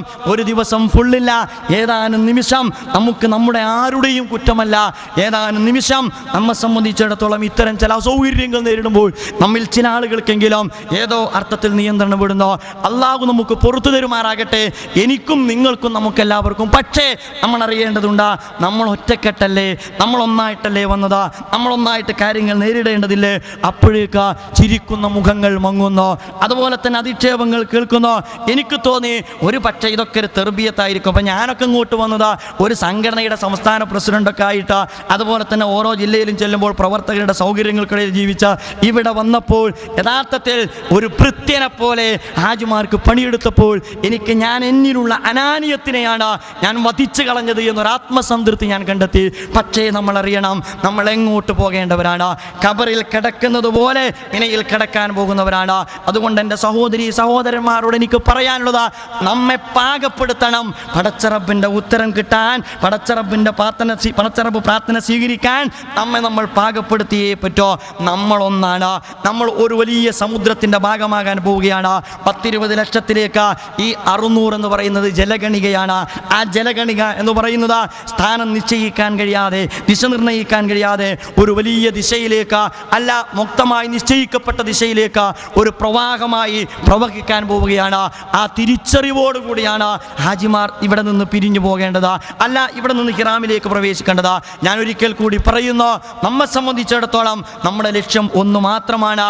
നമ്മുടെ എല്ലാവരുടെയും ലക്ഷ്യം നമ്മുടെ എല്ലാ മനസ്സുകളിലെയും നീർക്കെട്ടുകൾ നമ്മൾ പൊട്ടിച്ചെറിയേണ്ടതുണ്ട്. ശരീരത്തിലെ നീർക്കെട്ടുകൾ നമുക്കിവിടെ ക്ലിനിക്കിൽ ചെന്നാൽ ഡോക്ടർമാർ ശരിപ്പെടുത്തി തരും. മനസ്സിൻ്റെ നീർക്കെട്ടുകളുമായിട്ട് ഒരു ഹാജിയും ഒരു ഹാജയും ഒരിക്കലും ഇഹ്റാമിൽ പ്രവേശിക്കരുത്. തെളിഞ്ഞ മനസ്സോടുകൂടി ഇഹ്റാമിലേക്ക് പ്രവേശിക്കാൻ നമുക്ക് കഴിയേണ്ടതുണ്ട്. അങ്ങനെ തെളിഞ്ഞ മനസ്സോടുകൂടി, തെളിഞ്ഞ കാഴ്ചപ്പാടോടുകൂടി, അതുപോലെ തന്നെ അകം നിറഞ്ഞ പ്രതീക്ഷയോടുകൂടി ലബ്ബൈക് അല്ലാഹുമ്മ ലബ്ബൈക് ലബ്ബൈക ലാ ശരീക ലക ലബ്ബൈക് ഇന്നൽ ഹംദ വൻ നിഅമത ലക വൽ മുൽക്ക് ലാ ശരീക ലക എന്ന നാവിൽ നിന്ന് ഉച്ചരിക്കുമ്പോൾ ആ ഉച്ചരിക്കുന്ന അത്യുജ്വലമായ തെൽബിയത്തിനെ പോലെ തന്നെ വിശുദ്ധി കാത്തു സൂക്ഷിക്കുന്ന മനസ്സ് എൻ്റെ ഉടലിനോടൊപ്പം എനിക്ക് സജ്ജമാക്കാൻ കഴിഞ്ഞെങ്കിൽ മാത്രമേ എൻ്റെ ഇഹ്റാമിന് അർത്ഥമുള്ളൂ, എൻ്റെ ഹജ്ജിന് അർത്ഥമുള്ളൂ. പടച്ച റബ്ബ് ആ അർത്ഥത്തിൽ ഹജ്ജിന് വേണ്ടി ഇഹ്റാമിൽ പ്രവേശിക്കാൻ നമ്മെ എല്ലാവരെയും അനുഗ്രഹിക്കുമാറാകട്ടെ. പടച്ചവനെ ഞങ്ങൾ പാപികളാണ്, പടച്ചവനെ ഞങ്ങൾ ദുർബലരാണ്, പടച്ചവനെ ഞങ്ങൾ മുൻകോപികളാണ്, പടച്ചവനെ ഞങ്ങൾ എല്ലാ അർത്ഥത്തിലും പലപ്പോഴും നിയന്ത്രണം വിട്ടുപോകുന്ന ആളുകളാണ്. പടച്ചവനെ ഞങ്ങൾക്ക് പുറത്തു തരണേ തമ്പുരാനെ, ഞങ്ങളുടെ പാപങ്ങൾ പൊറുക്കണേ തമ്പുരാനെ. കൊച്ചു കൊച്ചു പാപങ്ങളുടെ പേരിൽ ഞങ്ങളുടെ വലിയ ഇബാദത്ത് പടച്ചറബനെ നീ തടയല്ലേ തമ്പുരാനെ. ഉത്തരം നൽകുന്നവരുടെ കൂട്ടത്തിൽ ഞങ്ങളെ നീ ഉൾപ്പെടുത്തണേ തമ്പുരാനെ. വാർദ്ധക്യത്തിലെത്തിപ്പെട്ട ആളുകളുണ്ട്, രോഗത്തിനടിപ്പെട്ട ആളുകളുണ്ട്, പടച്ചവനെ അവർക്ക് നീ ശിഫ നൽകണേ തമ്പുരാനെ. അവർക്ക് നീ ഹജ്ജ് നിർവഹിക്കുവാൻ, ഭംഗിയായ ഹജ്ജ് നിർവഹിക്കുവാൻ അവർക്ക് നീ തൗഫീക്ക് നൽകണേ തമ്പുരാനെ. അതിനേക്കാളുപരി നാട്ടിലേക്കൊരു നവജാത ശിശുവിനെ പോലെ തിരിച്ചു പോകാൻ ഞങ്ങൾക്ക് നീ തൗഫീക്ക് നൽകണേ തമ്പുരാനെ. അറിവിലില്ലാത്ത, അതുപോലെ തന്നെ പലപ്പോഴും മറന്നുപോയ ഒരുപാട് കാര്യങ്ങളുണ്ടാകാം. പടത്ത് തമ്പുരാനെ, മറവിയില്ലാത്ത, എല്ലാം അറിയുന്ന നിനക്ക് ഒരു പക്ഷേ അതറിയാം നാഥ. അത് ഞങ്ങൾക്ക് നീ വിട്ടുപുറത്ത് തരണേ തമ്പുരാനെ. അറിവിലുള്ള കാര്യങ്ങൾ ഞങ്ങൾ തിരുത്താൻ സന്നദ്ധമാണ്. അങ്ങനെ തിരുത്താനുള്ള ഒരു വിനയാന്വിതമായ മനസ്സ് ഞങ്ങൾക്ക് നീ പ്രദാനം ചെയ്യണേ തമ്പുരാനെ. ഞങ്ങളിലെ അനാനിയത്തിനെ നീ തകർക്കണേ തമ്പുരാനെ. അഹംഭാവത്തെ നീ തകർക്കണേ തമ്പുരാനെ. അഹങ്കാരത്തെ നീ തകർക്കണേ തമ്പുരാനെ. വിനയാന്വിതനായ ദാസനായി ഞങ്ങളെ നീ മാറ്റണേ തമ്പുരാനെ. ഞങ്ങളുടെ സ്വഭാവ ദൂഷ്യം കൊണ്ട് നാഥ ഈ മഹത്തായ കർമ്മത്തിന് നീ തകരാറ് സംഭവിപ്പിക്കല്ലേ തമ്പുരാനെ. പടച്ചവനെ, നല്ല നിറകണ്ണുകളോടുകൂടി നിന്നോട് പ്രാർത്ഥിക്കാൻ, നിറകണ്ണുകളോട് നിങ്ങളോട് കാര്യങ്ങൾ പറയാൻ, അതുപോലെ തന്നെ ഉത്തരം ലഭിച്ച സായുജ്യത്തോടുകൂടി സംതൃപ്തിയോടുകൂടി തിരിച്ചു പോകാൻ ഞങ്ങൾക്ക് നീ തൗഫീക്ക് നൽകണേ തമ്പുരാനെ. റബ്ബനാ തഖബ്ബൽ മിന്നാ, റബ്ബനാ തഖബ്ബൽ മിന്നാ ഇന്നക അൻത സമീഉൽ അലീം വതുബ് അലൈനാ ഇന്നക അൻത തവ്വാബുർ റഹീം വഗ്ഫിർ ലനാ യാ ഗാഫിറൽ മുദ്നിബീൻ ആമീൻ ബിറഹ്മതിക യാ അർഹമർ റാഹിമീൻ. വാഖിറു ദഅവാനാ അൽഹംദുലില്ലാഹി റബ്ബിൽ ആലമീൻ. അസ്സലാമു അലൈക്കും.